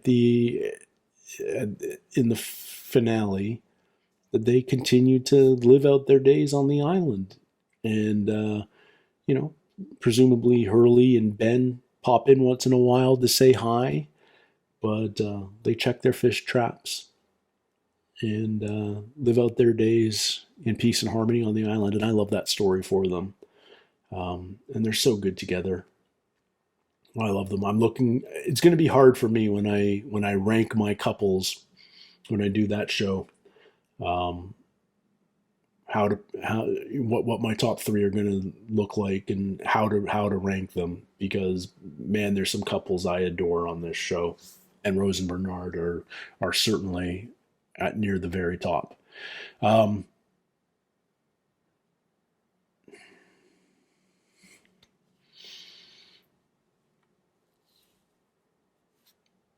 Hell, Bernard's an A for me. Yeah, I love Bernard. Echo, you just know the writers had so much more planned for Echo. I feel like if they had their way, he would have been with us right to the very end of season 6, and he might have even been um, very much involved in the final storyline, um, with Hurley and Jack. Like, he had so much potential. He had such an interesting setup. Very complex situation, but in a sense, a very simple man. He was the different version of the man of faith, and I wish he had stuck around, because I really enjoyed what they were doing with him. I get it though. If you're like, people think being an actor is easy, and I'm not even talking about all the publicity and fame and all that sort of stuff. The job itself can be very hard and tiring and draining and emotionally difficult. And doing all of that away from your family, you know, away from your home, um, just compounds it. So I get that it working on a show like this wasn't for everyone, and I get that some of the cast just asked to be let go, and so I don't begrudge the guy playing Echo, but I'd be very curious to see what became of him. But as a character, I really look forward to his storylines and his flashbacks, and yeah, he's an easy A for me. Libby, Libby was great. I I loved her and Hurley, the most unlikely couple you could imagine, and yet they had this bond of, I don't know if I want to call it mental illness, but they both certainly had um, issues that drove them to the Santa Rosa Mental Health Institute or Center, and like, love that great reveal at the end of Dave, where we realized she was a patient too. She wasn't a therapist. Wanted to know so much more about her, and her death, like, was such a gut punch. Um, I that scene where she was the second victim of, with when Michael engineered Ben's escape, just floored me, and I man, just thinking about it. Oh, okay. Let's try not to get too sentimental while doing this. Time's a ticking. Um, love Libby. Wish we got more of her. I wish there wasn't the DUI that prompted the writers to get rid of her. It felt like there was more of her to come to. Anna Lucia. I loved Anna Lucia. I know Anna Lucia rubbed a lot of people the wrong way. I loved her because she was so angry, and anger was her way of staying in control and keeping herself, yeah, focused and controlled and in charge. She didn't want to necessarily be the leader of the Tailies, but she had to be, and she had an internal struggle um, that entire time. I felt for her so much, and then you learn about her backstory, and you realize the trauma that she's been through, and then she accidentally kills Shannon, and it's just in a sense she was a I felt like she was a female Locke in a lot of ways. Like she had so much of like so many bad things happened to her, perhaps more recently than to Locke, but and maybe it wasn't her entire life, but she was a tragic character in a lot of ways, and maybe she had to die. Maybe that was always the plan. Um, Somebody certainly did have to die when Michael freed Ben, just to prove the impact of that moment. So I get it, but every time Ana Lucia popped up in future episodes, I loved, whether she's a Hurley hallucination pulling him over, or she's helping Desmond and Kate and Saeed escape. Great to see her every time. Love Michelle Rodriguez. And I'm going to make Ana Lucia an A, and that may be divisive, but I don't care. Dr. Pierre Chang, Marvin Candle, Edward Halliwax, whatever you want to call him. Interesting. Like when you first meet him, you almost wonder whether he's especially the second when we see our second orientation video, and you realize he's using fake names. You start thinking, oh, is this just this guy literally an actor?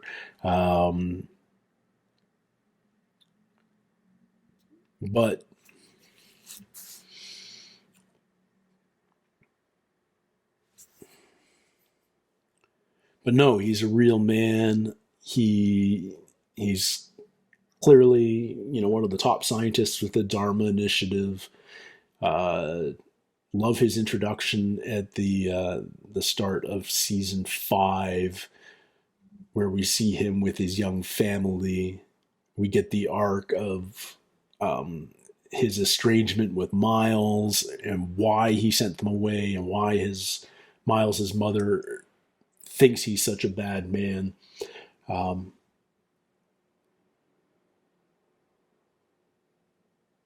Yeah, very, very interesting. Um, by the end, he's one of the few allies that our people have with the Dharma Initiative, because he believes the time travel story. Um, he, and I wonder whether he would have if he didn't have that connection with Miles. Um, it feels like that was really necessary. Another father figure that our perceptions of changed quite a bit over the course, not over 6 seasons obviously, but even just over the course of a couple of seasons, they evolved quite drastically. um, and at the end, having him be the MC at the final concert was kind of very fitting.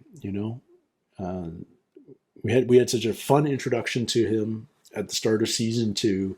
It was good to say goodbye to him again as sort of almost our narrator at the end. But can I make him an A? I don't think I can, but I love him. He's a solid B for me.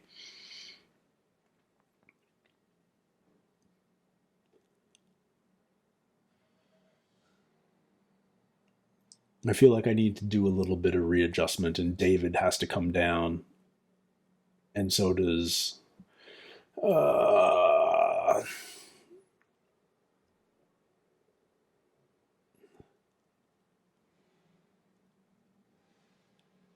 I almost need a category between C and D, because D, I feel like I actively dislike these characters, and I feel like there maybe just needs to be a category for characters where because C is my fine category, but maybe there needs to be a category, a meh category between the two, or maybe I just rank them within, because Caesar, you're very meh to me.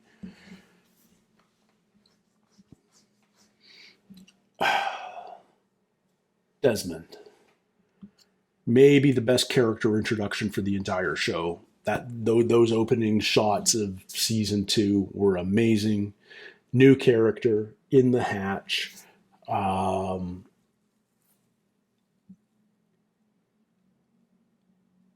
a bit of a weirdo to begin with, and then the more we get to know him, the more we get to love him. He's got this special. Every Desmond episode was crazy because we'd get flashes before your eyes. Uh, we'd get time travel. We'd get premonitions. Like it felt like anything that he was the first one to sort of really figure out the Flash sideways. It felt like anytime there was a new world to explore in the show, Desmond was our point man leading us into that new world. So love him for that. And the fact that he may be in my favorite relationship of the entire show too, just cements his position as an absolute S for me. Tom Friendly.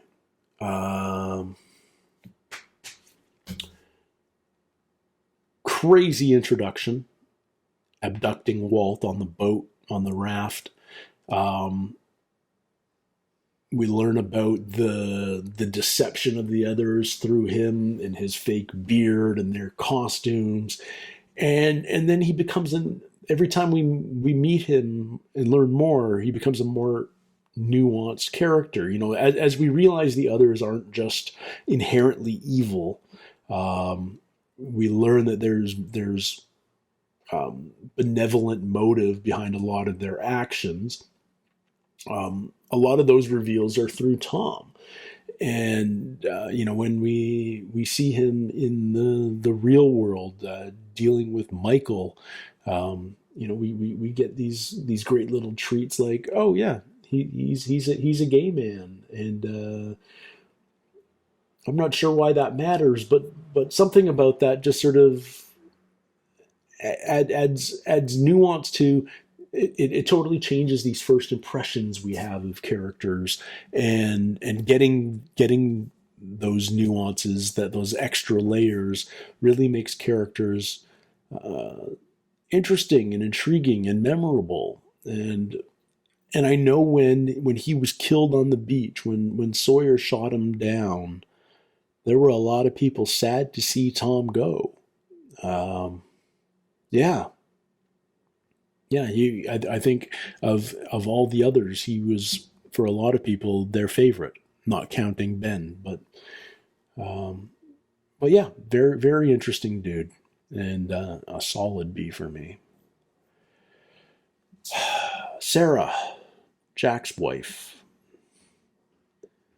I think she realized early on in their relationship that she was always just a project of Jack's. Like, Jack needed to fix her.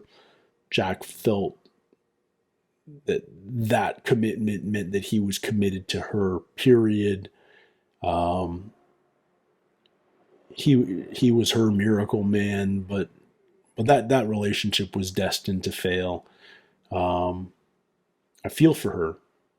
Jack's such in a lot of ways, obsessive personality, especially in those earlier seasons, especially in the flashbacks.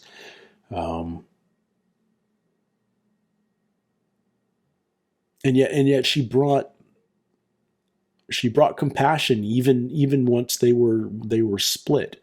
She had a hard time dealing with Jack, and yet she still cared for him on some level. She wanted to make sure he was okay. She just knew that she couldn't be involved in making him okay, if that makes sense. But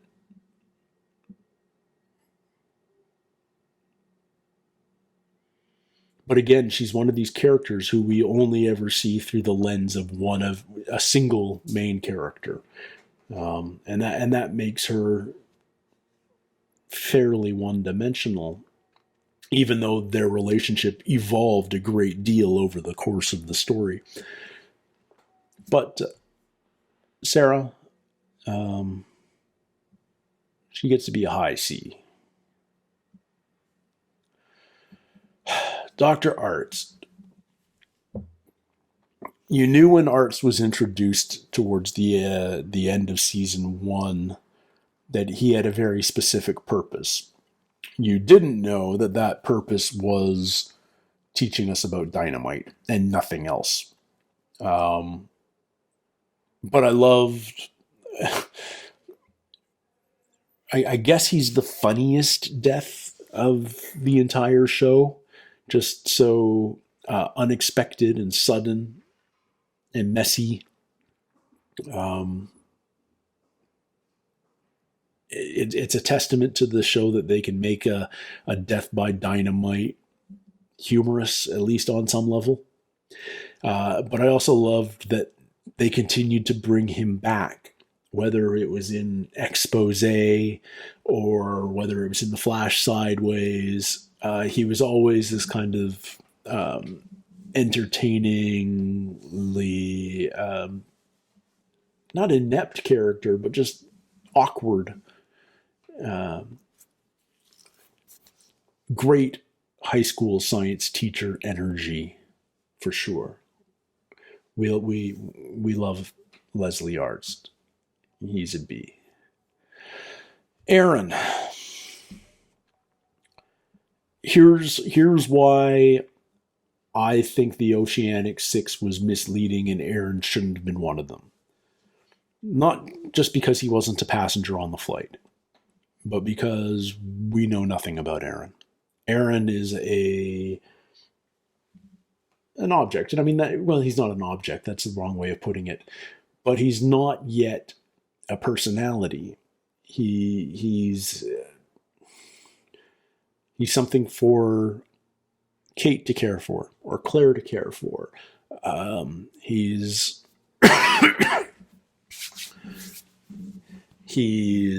a reminder of.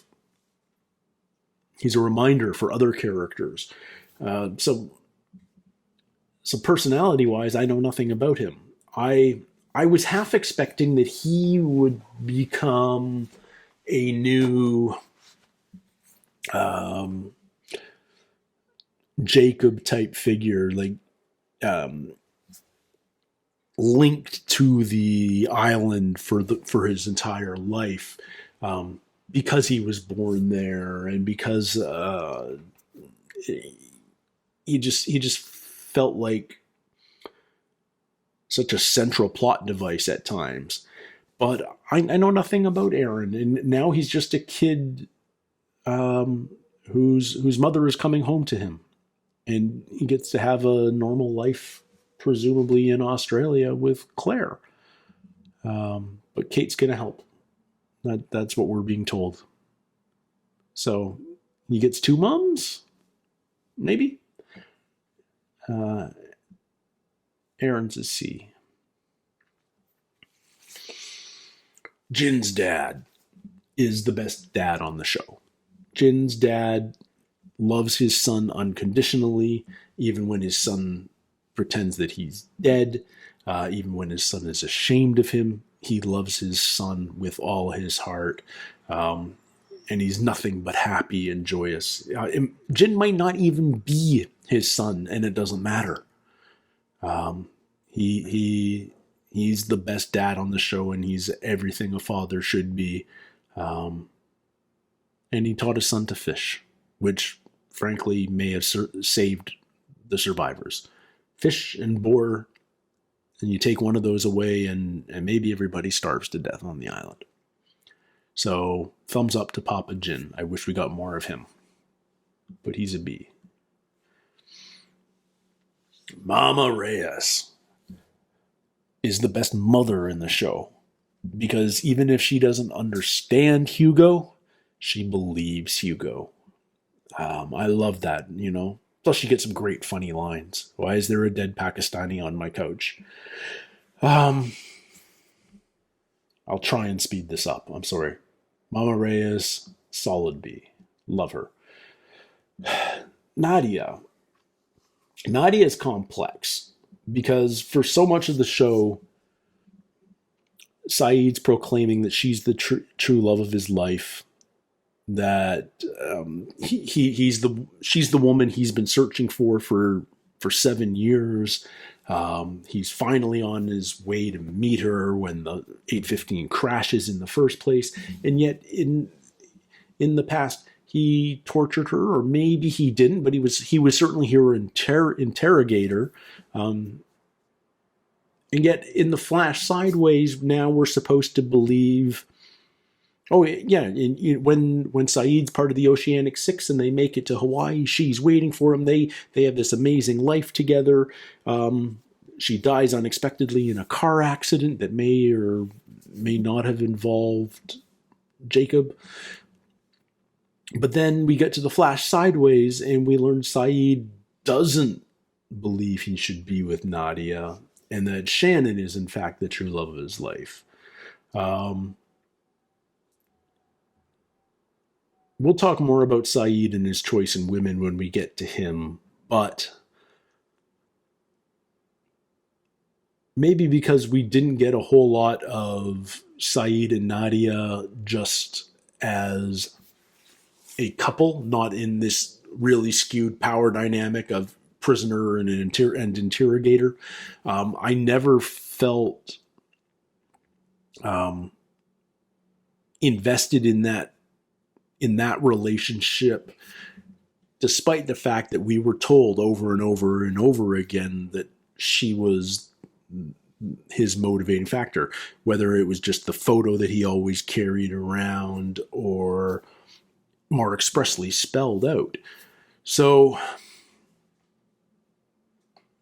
yeah, Nadia is a fine character, but I never felt emotionally connected to her, and I have to make her a C. But maybe we'll do some C juggling before we're all said and done here.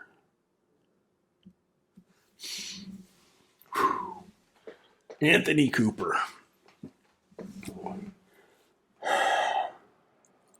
Probably the most loathsome man in the show. He wasn't just an antagonist; he was a proper villain, and he took pleasure in screwing over Locke over and over and over again. And not just Locke; he took pleasure in destroying Sawyer when they finally met, and Sawyer realized that Cooper was in fact his Tom Sawyer. So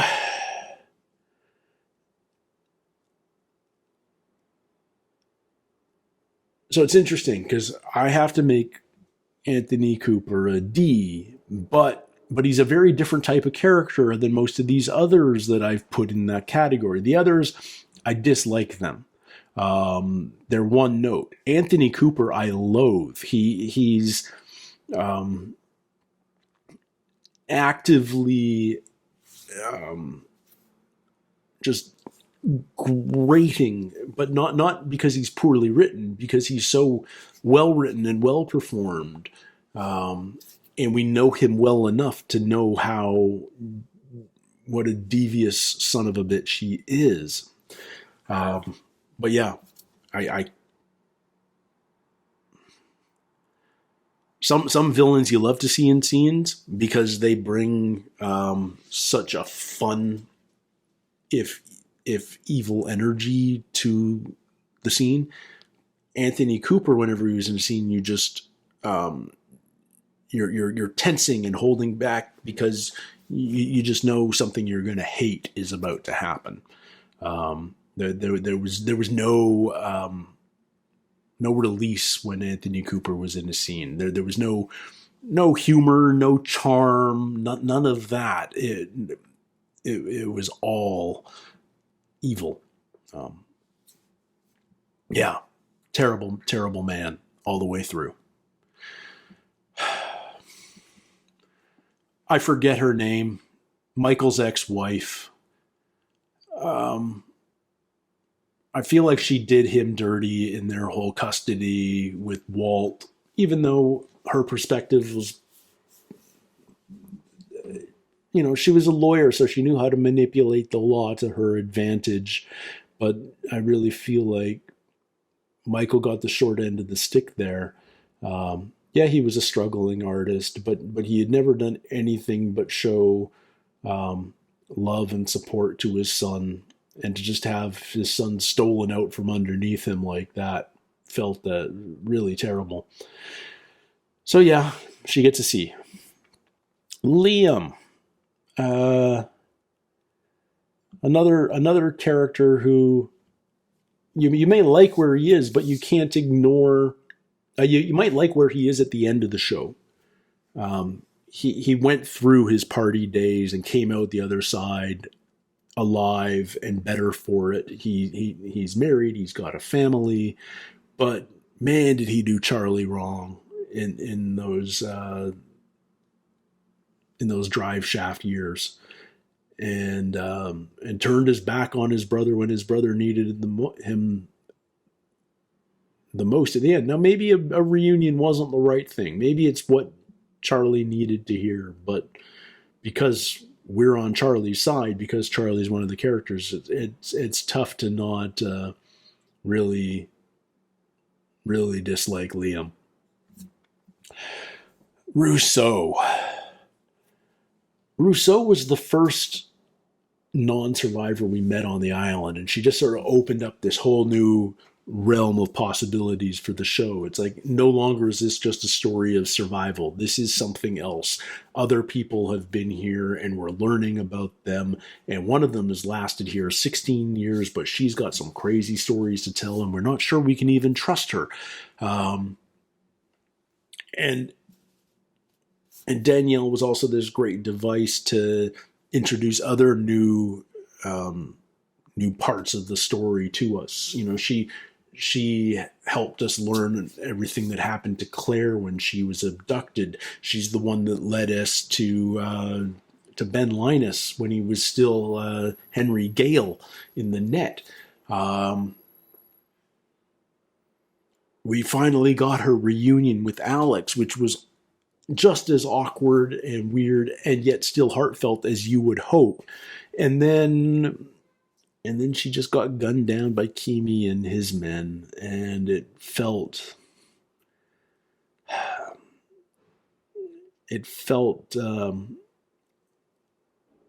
like it should have been more. But because so much was happening in the show at that moment, when we killed Carl and Danielle much more than Carl, it just felt like the writers missed an opportunity to properly to give that the emotional weight that it needed. No one ever mourned Danielle afterwards. I love that we got the flashback of her and her crew first arriving on the island and bumping into Jin. That was a fun flashback, but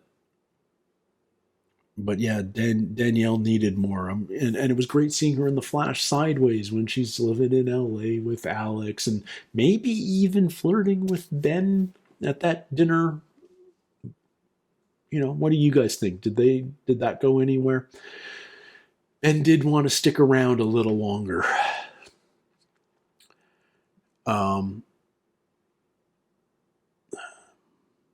Yeah, so I wish Danielle's arc got resolved better, but she was a fun character while she lasted, and a great sort of third party character where she was so unpredictable, and you just don't know what's going to happen next with her.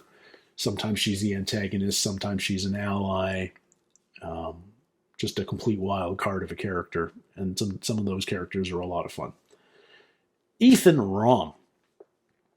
Ethan Goodspeed. Um, Another man. The other man. Other man. That's what the anagram is. Other man. What a great villain for season one. What a great reveal when we find out he wasn't on the plane. What a creepy dude. And he never stopped being creepy and threatening and dangerous. And Charlie took him out. But he was never fully done. I love that we kept having nods to him, whether it was during Juliet's backstory or in the Flash Sideways when Claire went to the hospital with her early labor.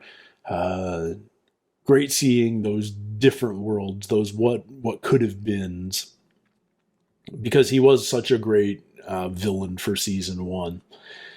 And without us really knowing it, our first exposure to the others.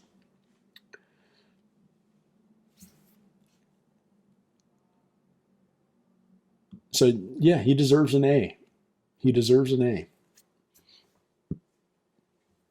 Oh, I'm running out of space here. I hope we can fit everyone in without adding a row.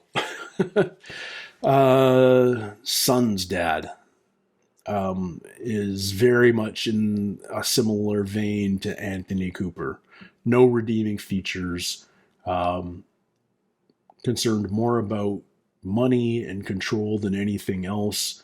I love that he gets his comeuppance when Son buys his company out from under him, even though the financials of that make 0 sense. No airline settlement is going to buy in a Korean heavy machinery company, but nevertheless,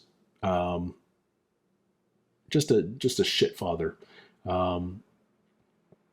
I almost wish Sun and Jin's backstory didn't get to the point where some of the blame about what happened to Sun and Jin was taken off his shoulders and put back on Sun and Jin, but we'll talk more about that when we get to them. Rose. We love Rose. Rose, her faith that Bernard was alive through season one was... At first it seemed delusional, and the more you heard it from her, the more you believed it. And when they finally had their reunion in season two, it was just so wonderful to see. And, they stuck together through thick and thin. Bernard was willing to never leave the island again, so that her cancer wouldn't come back. And yet she was willing to leave because siding with Locke would have been the wrong move. I'm so happy that they found their own alternate solution and just sort of left the story and became their own story. I really love that about them. And yeah, if Bernard's an A, Rose has to be an A, and I'll even put them right next to each other. There we go. Christian Shepherd.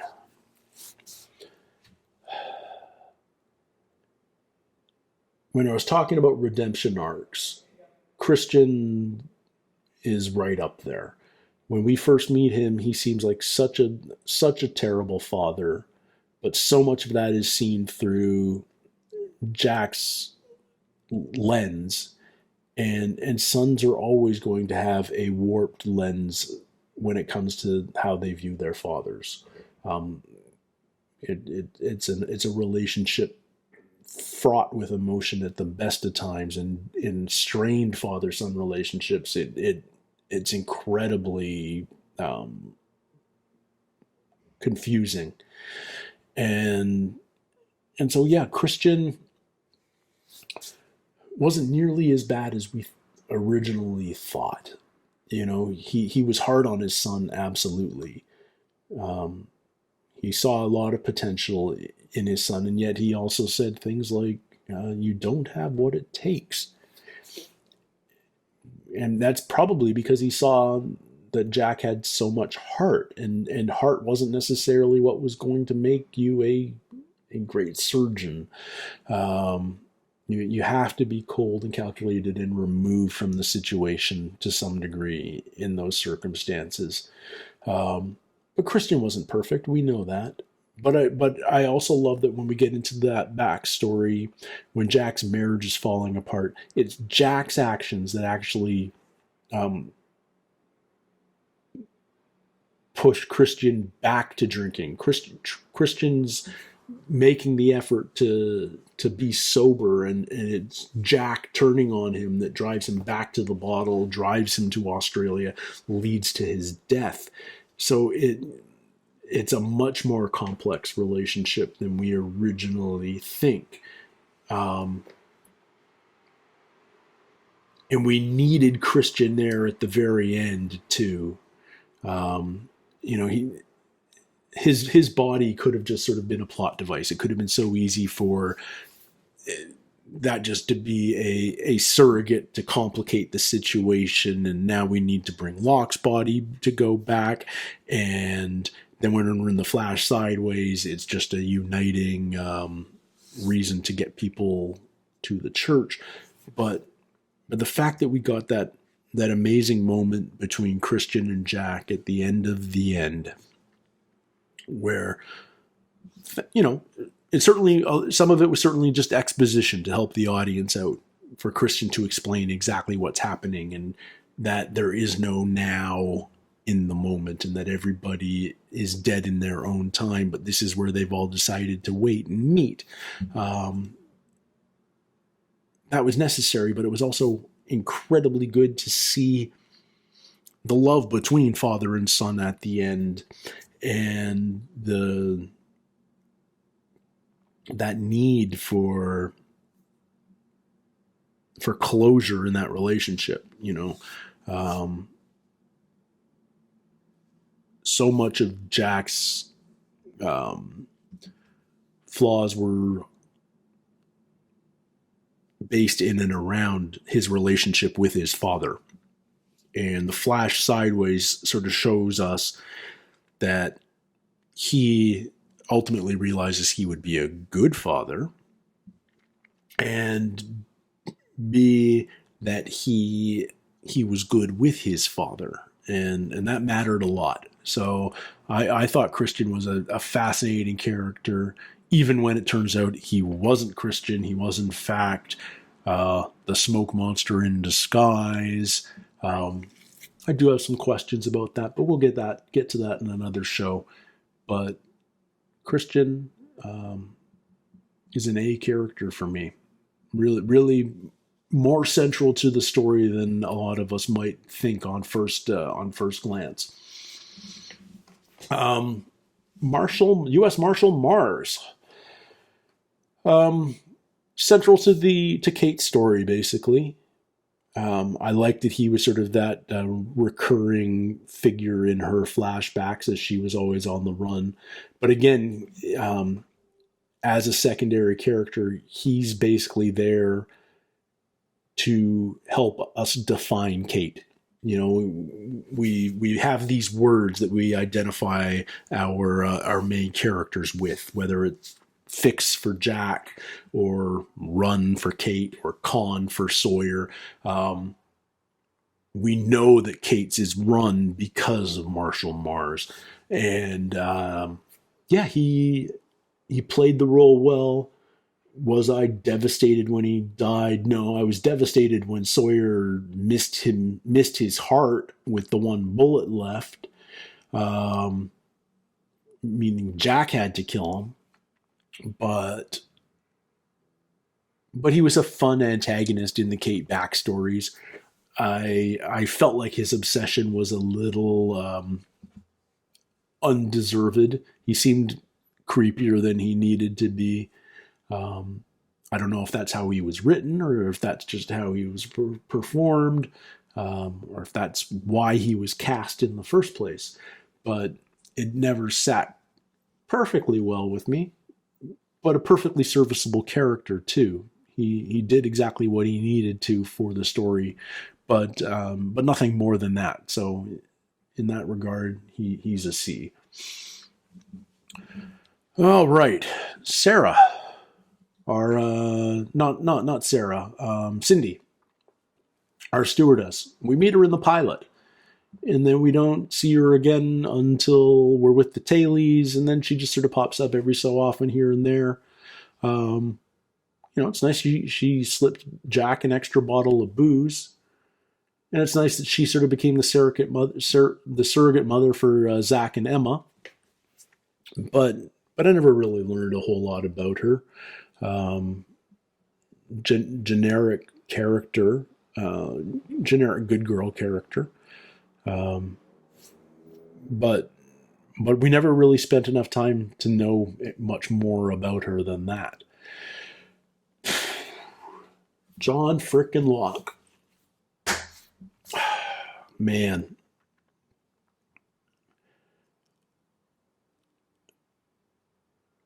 I don't even know what to say. John needs his own show too. Very different character from Ben Linus, and yet just as complex, much more tragic. Like his life prior to 8:15 just sucked, and then this amazing moment in Walkabout where we learn that he was paraplegic, that he got the use of his legs back, and he feels like he's gone to heaven, for lack of a better word. Like he's where he belongs, that there's something special about this island, and maybe there's something special about him. And by the end of the show, we know that there's something special about him. And yet there's also this crazy thing that happens because he's killed. And then we think he's resurrected, and it turns out he's not resurrected at all. That's the Man in Black for all of the return to the island. That dead is dead. That what happened happened. I mean, huge kudos to Terry O'Quinn for the performance, for burying. Like, I wonder when he was told that he wasn't Locke. Because I don't think it was from the beginning. And yet, his performance can totally be interpreted that he knew the whole time. I guess what I'm saying is, amazing actor, fascinating role, very intriguing. I had a hard time, especially early on, trusting him as a character, perhaps because I lean science on that faith-science divide, but what a compelling character! His confidence, even in the face of complete ignorance, was so fun to watch. Again, one of those enigmatic smiles, but so many amazing moments. I should stop talking and just put him in the S tier, and we'll figure it out later on. Walt. I've worked on shows where kids grow faster than the story does, and it's tough. I'm not sure if the writers really knew what they were getting into when you're writing a story that's filmed over 4 years but only takes place over 100 days. But you lose that ability. I mean, they were smart in getting Walt off the island at the end of season 1. But what do you do beyond that? How do you bring him back without messing up the story completely? I love that he got visited in the epilogue and brought back to the island by Hurley and Ben, that he's going to be somehow involved there, that he may even be next man up down the road. Who knows how long Hurley was on was the number one. But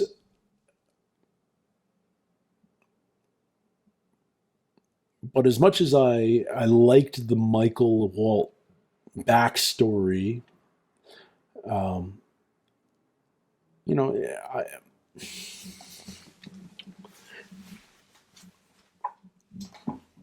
and I was intrigued by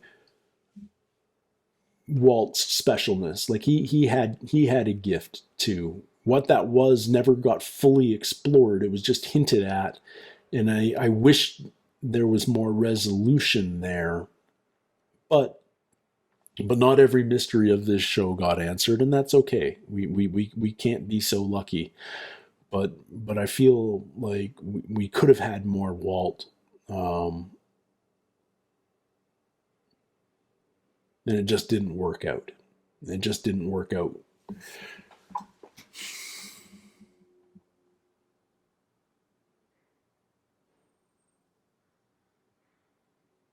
So Walt's a B for me,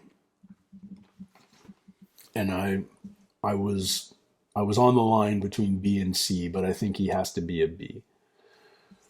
Michael. I was sympathetic to Michael at the beginning.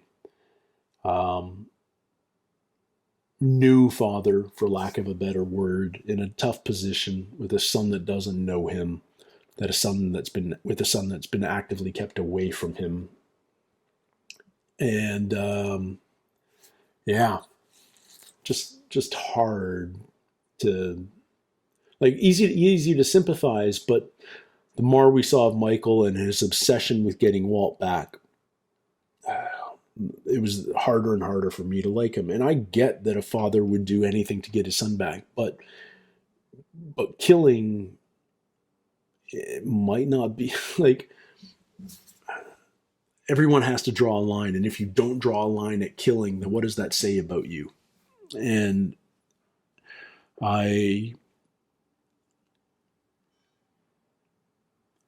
I'm glad that they made Michael's life really hard after that, but I never regained my sympathy for him. His journey as Kevin Johnson on this ship, um, I never really connected with because I I I was no longer sympathetic towards him, and it's tough to be sympathetic towards a suicidal man who's killed some of your favorite characters. Um, and then they tried to give him this sort of ending on the island where he was one of the lost souls that were the Whisperers, which was a bit of a retcon. And as much as Hurley wanted to help him and Hurley forgave him, um, I feel like it was one of the few times where Hurley didn't need to forgive somebody. Like Michael shot Libby, killed Hurley's future with Libby. And just because we see Hurley and Libby in the Flash sideways doesn't mean that Hurley wouldn't have had a wonderful life with her. So, yeah, Michael, I'm sorry, dude. I can't put you at a D because I didn't hate you, but I really lost a great deal of respect and sympathy for you, man. And your appearances in later seasons did not do it for me. Jin. Remember when we hated Jin? Remember when we first met Jin and he was this hyper controlling douchebag of a husband? Remember that? Because by the end, what an awesome dude. Um, love him so much. And yet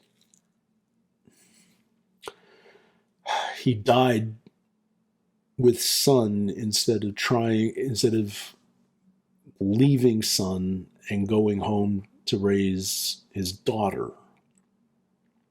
Sun told him to go. Sun wasn't going to make it off the sub, but Jin could have. And I get that there's symbolism in the "I'm never going to leave you" moment. Um, and yeah, life without your soulmate would be hard, but it's still life with your daughter. Um, that death of Sun and Jin's death on the sub didn't sit quite right. It was hard losing them. Don't get me wrong. It was sad, but it just didn't feel. Um, it didn't feel as well executed as it ought to be, and there were some really odd questions left because of it. Um, but I love Jin and Sun as a couple. I think they're some of my favorite characters from the show, and yet I feel like their story. I feel like they were relatively simple characters in the end. Yes, they had this complicated backstory because of Sun's father and working for the company and all of that sort of stuff. But really their story for the latter half of the show was they're separated. And are they ever going to get back together? They're separated by time. They're separated by geography. Will they ever reunite? And then we finally reunite them, and then we kill them within an episode or two. Yeah, I don't know. Not my favorite resolution to a character arc, but I'm so very fond of the character. Jin's a solid A for me.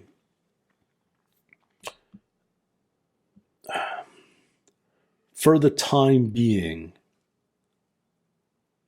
oh man, it's weird because I want to, as much as I love Jin, I love Sun even more. I think in a very real sense, Sun's a much more complex character than Jin. Jin ultimately is a simple fisherman who's in love with a woman and will do whatever he can to keep that woman. Sun's a little more complex, and I like that. And so I want to make Sun an S, but I also know if I'm sticking with my rule that I'm only going to have 5 S's, that Sun's not going to stay an S. But maybe I'll put her there for now, and then we can figure out how to adjust. Sawyer. I did not like Sawyer early on. I don't think we were supposed to. I think we were supposed to think he was cocky and gorgeous and all that sort of stuff, but I don't think we were supposed to like him. And then we learn his backstory, and he becomes a lot more sympathetic, but he still does dickish stuff because he doesn't know how to trust people. He doesn't want to lose people, so he keeps people at a distance. I'm not sure that he showed so much growth over the course of the show as a man, and then he pulled off this magic trick with Juliet, where we suddenly cared about that relationship more than any other couple we'd seen amongst our main characters. In just a single episode, we suddenly cared about Juliet way more than we ever cared about Jate or Skate or it just and Sawyer, like, who didn't love him as LaFleur? Who didn't love him as Detective James Ford? I think he had such great potential as a man, and in a very real sense, the Sawyer that we first met, the con man Sawyer, was the worst possible outcome of James Ford's life. If he had made slightly different decisions, he could have been a LaFleur type. He had that cop gene in his DNA from the beginning. He was the head of security with Dharma. He was an LA cop in The Flash Sideways. Like that, he's a do-gooder at heart. Except in his Sawyer persona, he was so focused on revenge trying to track down this mystery man that destroyed his life. But yeah, come on, guys, it's Sawyer. He's an A plus. He's an A plus. Saeed.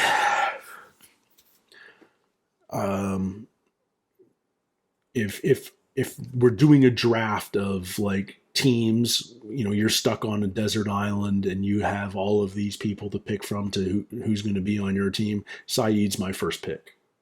He's my 1A. He's the most capable man on the island. He's smart. He's rational. His only flaw is he falls for women much too quickly. Perhaps because he wants to feel loved. Perhaps because he doesn't love himself because of the choices he made and his past as a torturer. But, his journey, great button on the end where I think it's Hurley that tells him, don't listen to what other people think you are.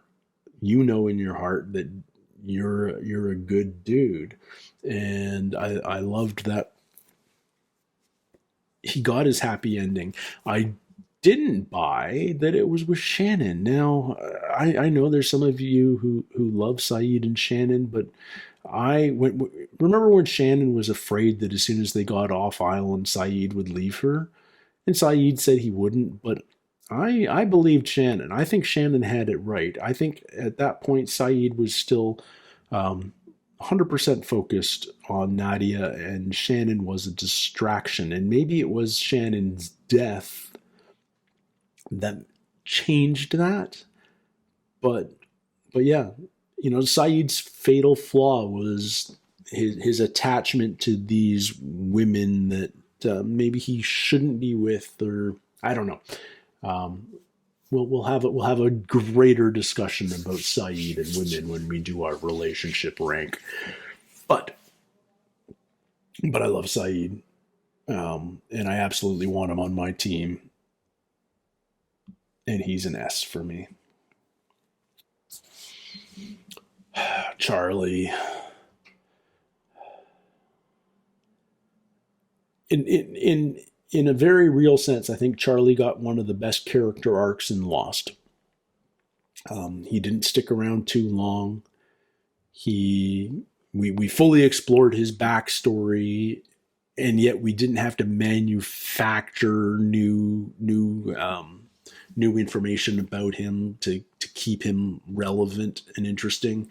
I think the whole Desmond premonition of his death was one of the best extended storylines in all of Lost. And I think the way Charlie came to terms with his impending death, his sacrifice, knowing that it would save what he thought was Claire and Aaron. Turns out it wasn't Claire. It was presumably Kate holding Aaron, but nevertheless, he came to terms with it, and he died with grace. And I think it was the most emotionally impactful death of the entire series, because we had so much time to think about it and decide. First we wished against it, but then you start wondering how long can Desmond keep putting this, keep saving him. So we're slowly coming to terms with it. And then when we see Charlie coming to terms with it too, and writing out his greatest hits and not Penny's boat, and there's just so many great beats in that story. He's so at peace and confident and comfortable in his final moments, even though he shouldn't be, because he knows he's going to succeed because of this vision of Desmond's, that he has this massively heroic moment that facilitates the rescue of the Oceanic Six. It's just such a great arc. I love it. Dominic Monaghan's a great actor. I think he was wise to ask to be written out of the show. I think, like I said, it was the perfect perfect arc for a character like his, and it didn't get drawn out, and it didn't turn into something else. It was what it was, and it worked perfectly for that. Um, Charlie's a solid A. I'll put him right up at the front there with Sawyer. Kate. There's a lot of Kate hate out there. There's a lot of Kate love out there. I still haven't decided where I come down. I want when I first saw Kate, I fell in love with her. I thought she was a fascinating character. I loved her backstory. I loved it. I loved the reveal that she was the fugitive. I I want I never stopped being in her corner, and yet I was constantly frustrated by a lot of her actions, and yet her motivations were always good. It's just she made bad choices, and I don't know what to make of that. Um, I'm in a weird way, I have a more confused opinion about Kate than almost anyone else on the show. I just don't know where I stand on her. But if I step back a level, that tells me that she's not a stereotype. She's not an archetype. She's a very real character, because we as humans make really confusing decisions, and even if we have good intentions, we don't necessarily our actions don't necessarily lead to good results. Stuff goes sideways. I think maybe a reason a lot of people hate on Kate is because she reminds us that that we're flawed, that we think we're doing the right thing and things go wrong because of it. You know, we try and, yeah, I know I may need to do an episode on Kate too down the road, because she is a very confusing character, and yet I never left her corner. The most frustrating thing about her in my mind was that she was written as though it was always this conflict about whether she would end up with Jack or Sawyer, and she bounced back and forth between them over and over and over again, and they even called her on it in the writing of the show, in the dialogue, and I think she would have been a much more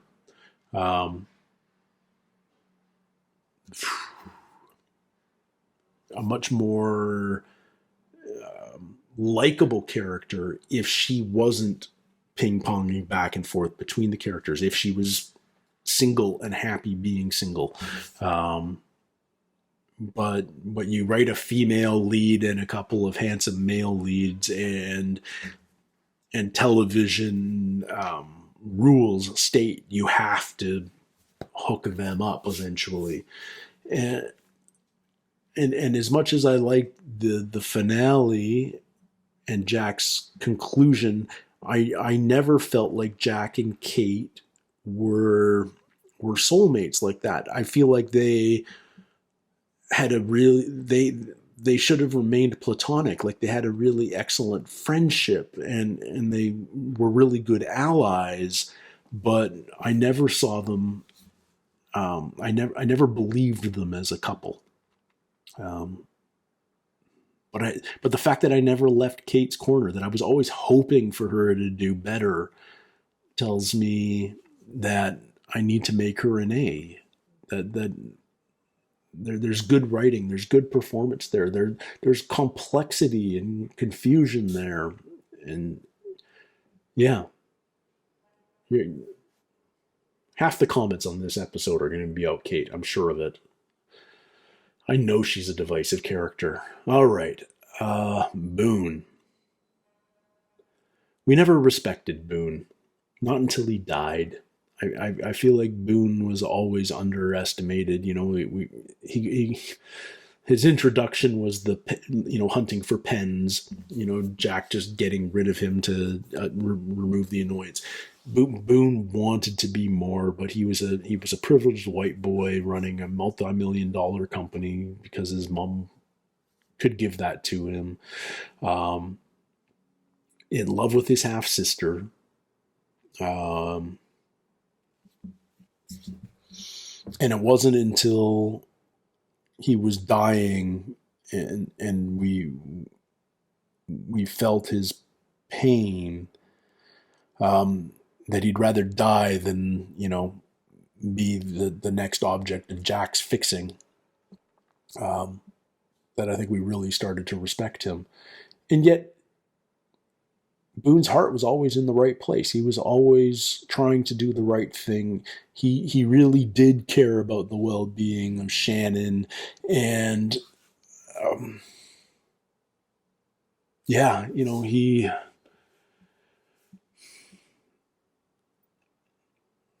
was the first sort of central character to die, and again, the show needed to do that to tell us that anyone could die, that no one was safe. It wasn't quite a Ned Stark moment, but Boone dying on the island was like, oh, we're not just going to kill off random extras. We're going to pick off the main cast too eventually. Um,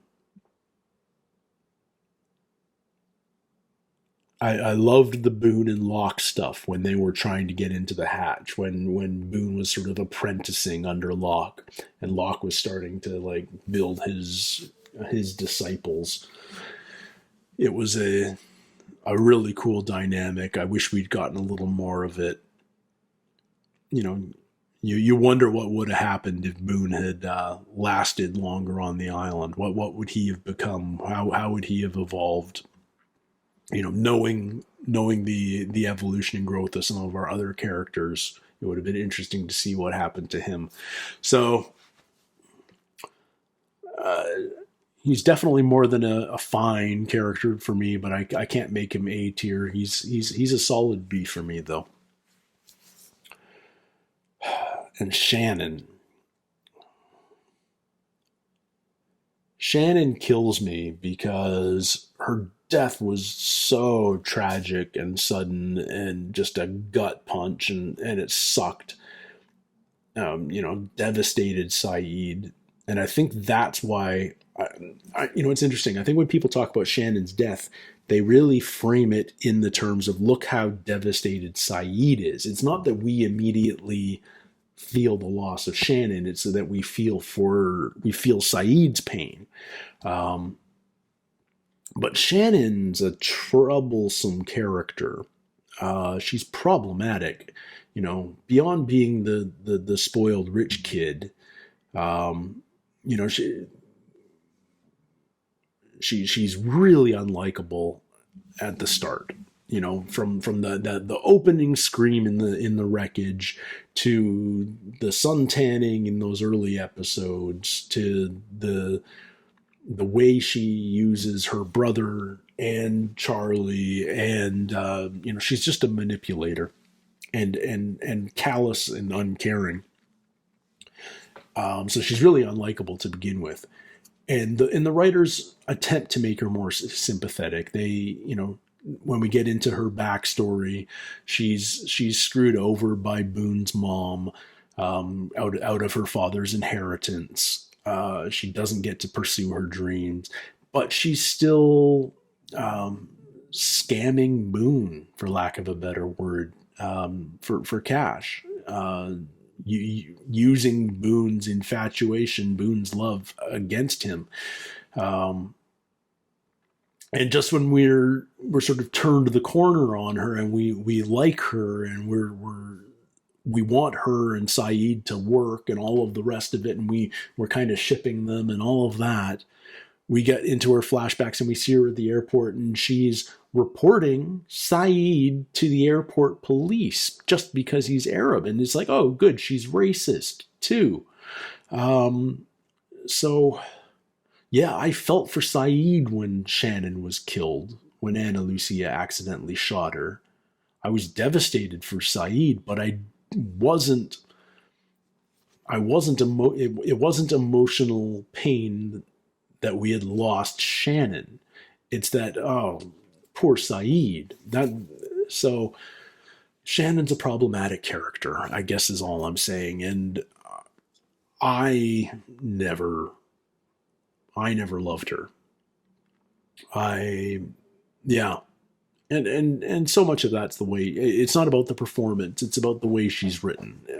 She's written as an annoying privileged white girl, and I don't think she ever stops being that. So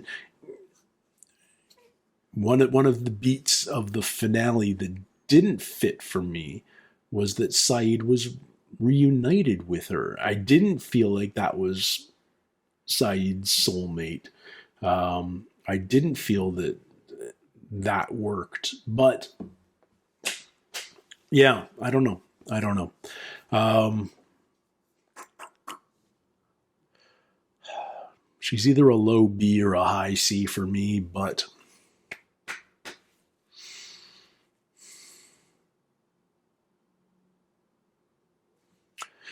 no, you know what? If Michael's a C, so is Shannon.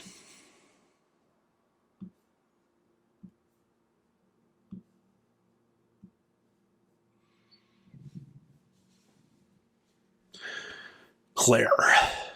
Claire's great. Um, my favorite ship of season one was Charlie and Claire. Loved the peanut butter scenes.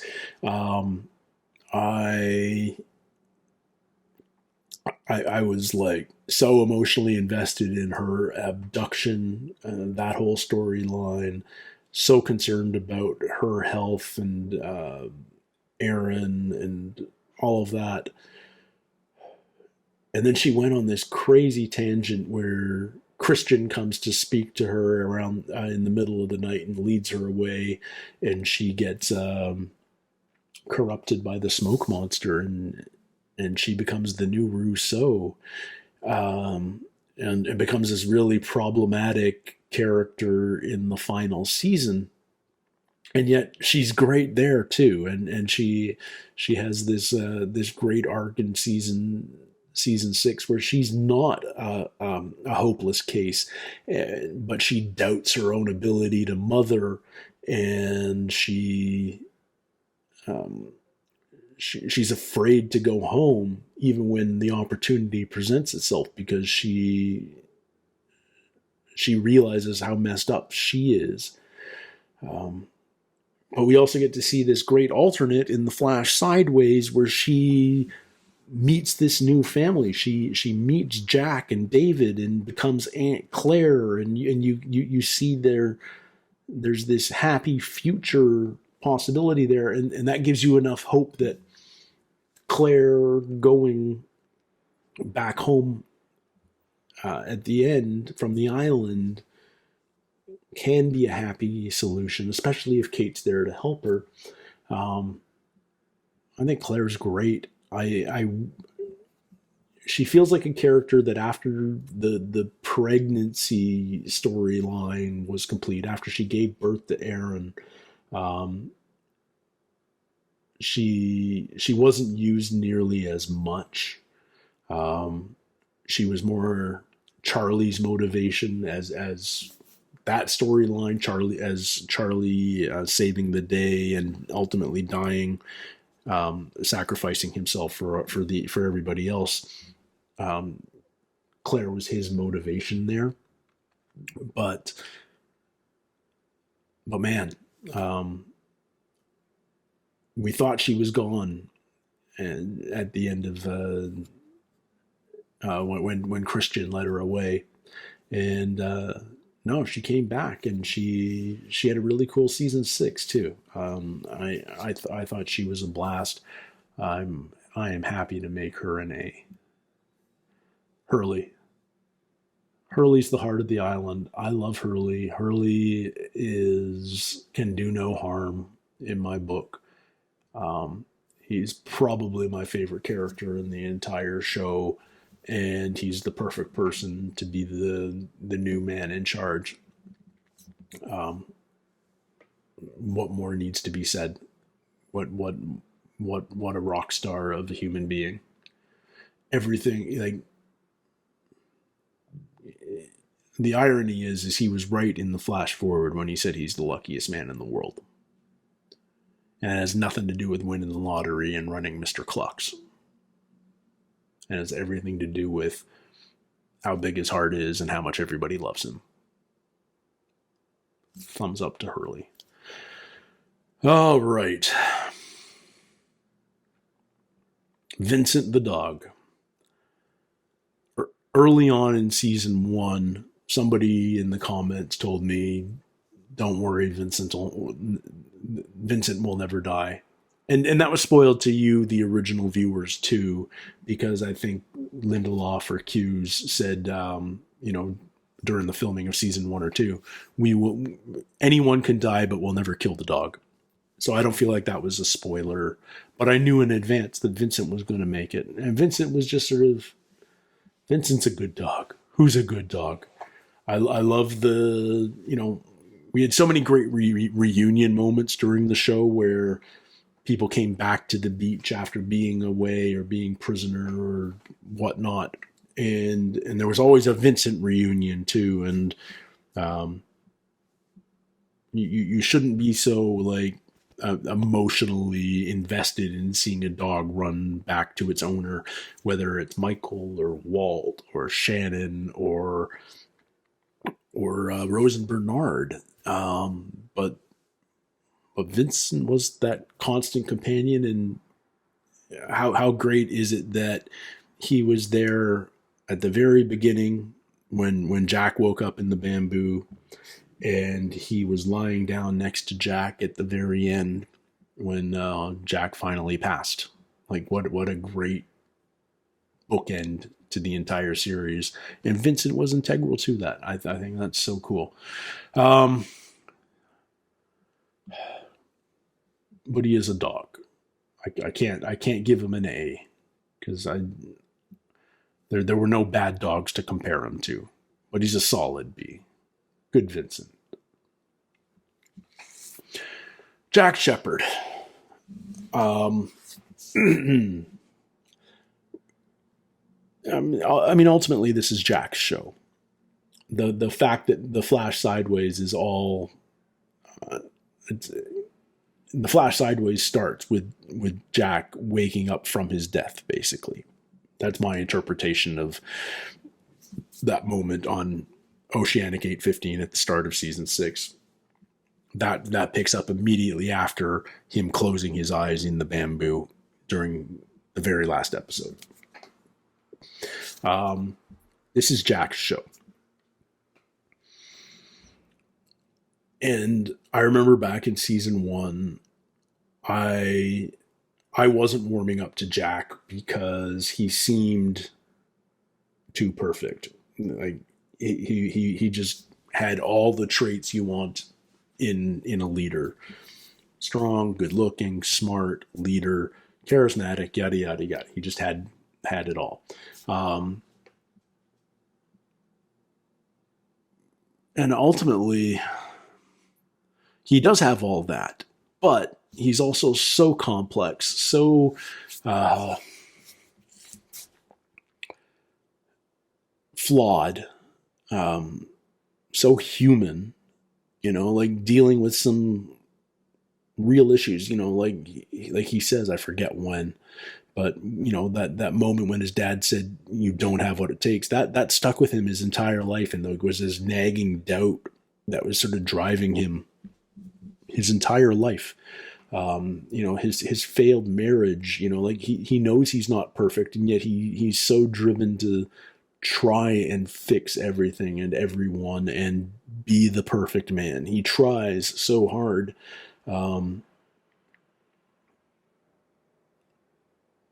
But his journey was more than that. So part of his journey, a big part of his journey was coming to terms with that and learning to let go. When he sort of turned over leadership in the final season and trusted Hurley to take over, that's a huge moment for Jack. Letting go, and that phrase, let it go, is echoed over and over and over again in the final season. It's there right at the very beginning, when there's the turbulence and Jack's clutching his armrests and Rose leans across the aisle and says, "You can let go now." And it's there at the end when Jack realizes that he's died, and he's there with his father, and his father says, "You can let go." Great stuff. But his arc is more than that. His arc, and it parallels the letting go, but it's also about finding faith. It's about trusting in something that isn't you. Jack has been the face of the man of science for most of the show, and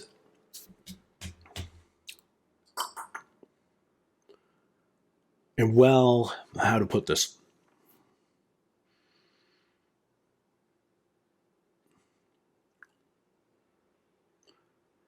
He certainly is a man of science, but I think what's the root of that is he doesn't trust in anything that he himself doesn't know or experience or witness.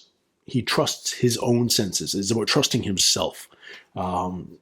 And that's part of the letting go, is putting your trust in something that isn't you, that you haven't directly experienced, you haven't directly quantified and measured and made science.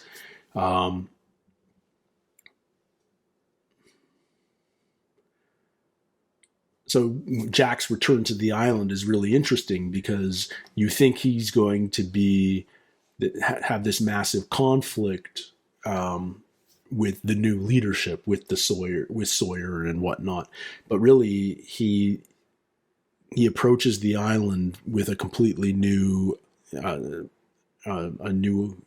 outlook, which is, I'm here for a reason. I don't know what that reason is yet, but that reason will present itself, and when it presents itself, I'll know what to do. And he does. He becomes the new Jacob, if only for a day or two, if only to kill the men in black and save the island and turn power over to Hurley. But yeah, it's a great arc. He finds peace. He lets go, and he's a really fully realized character who is hard to understand at the beginning. I think in large part because he doesn't want us to understand. He doesn't want to open up and show all that stuff. He's constructed this persona of this super successful, confident man in control, and underneath that is all this stuff that only leaks out in moments of weakness and whatnot. And it's only by spending 6 seasons of television with this character that we get to see in behind the mask, behind that persona. Great character. Now, because it's Jack's show, in a weird sense, he doesn't get the novelty of being a minor but really fun character. Like one of the great appeals of a character like Desmond or Daniel is they're not central to the story in the same way Jack is. And so when you go, oh, it's a Desmond episode, you know you're in for a treat. Jack is so central to the story that you can't look forward to every Jack appearance because Jack is the constant of the show. So Jack, in a sense, has a higher hurdle to clear to become an S. But I think I have to start him at an S. And now I have a really hard chore ahead of me because I need to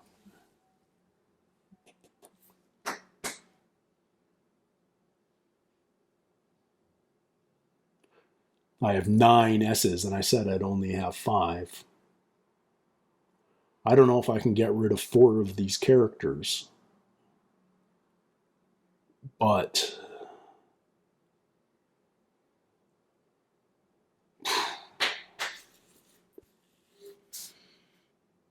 man, who do I know has to stay in S? Hurley and Ben. They're locks. Desmond, Daniel, Sun. I think I have to move Sun down first.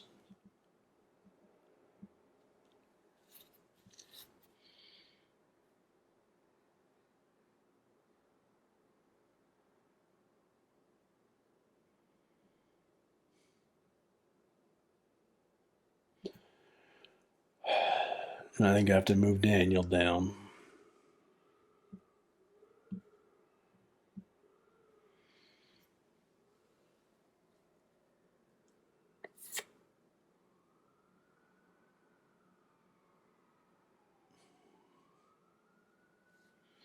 And I think for every reason I was just talking about, I have to move Jack down.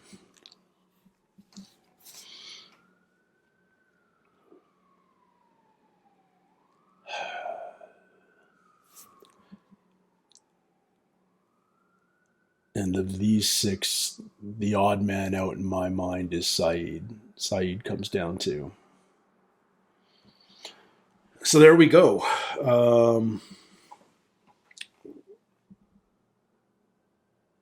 Do any of these A's belong in B? Horace, you're an odd man out.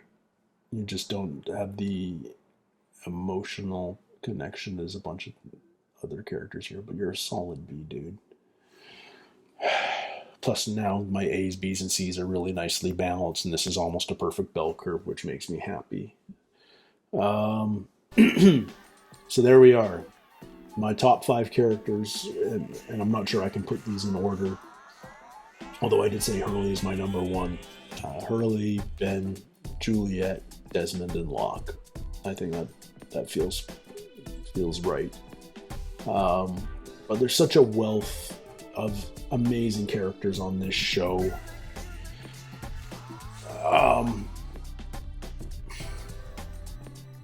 I think there's so much to be said that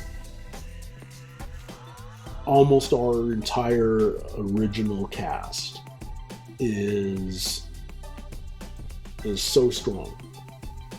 There's very few characters, the Michaels and the Shannons amongst our original cast that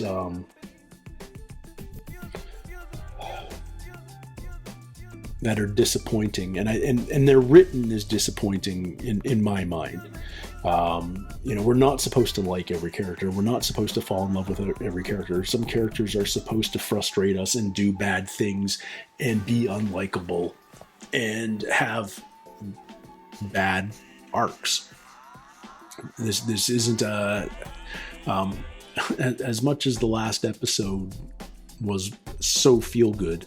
This isn't a happily ever after show.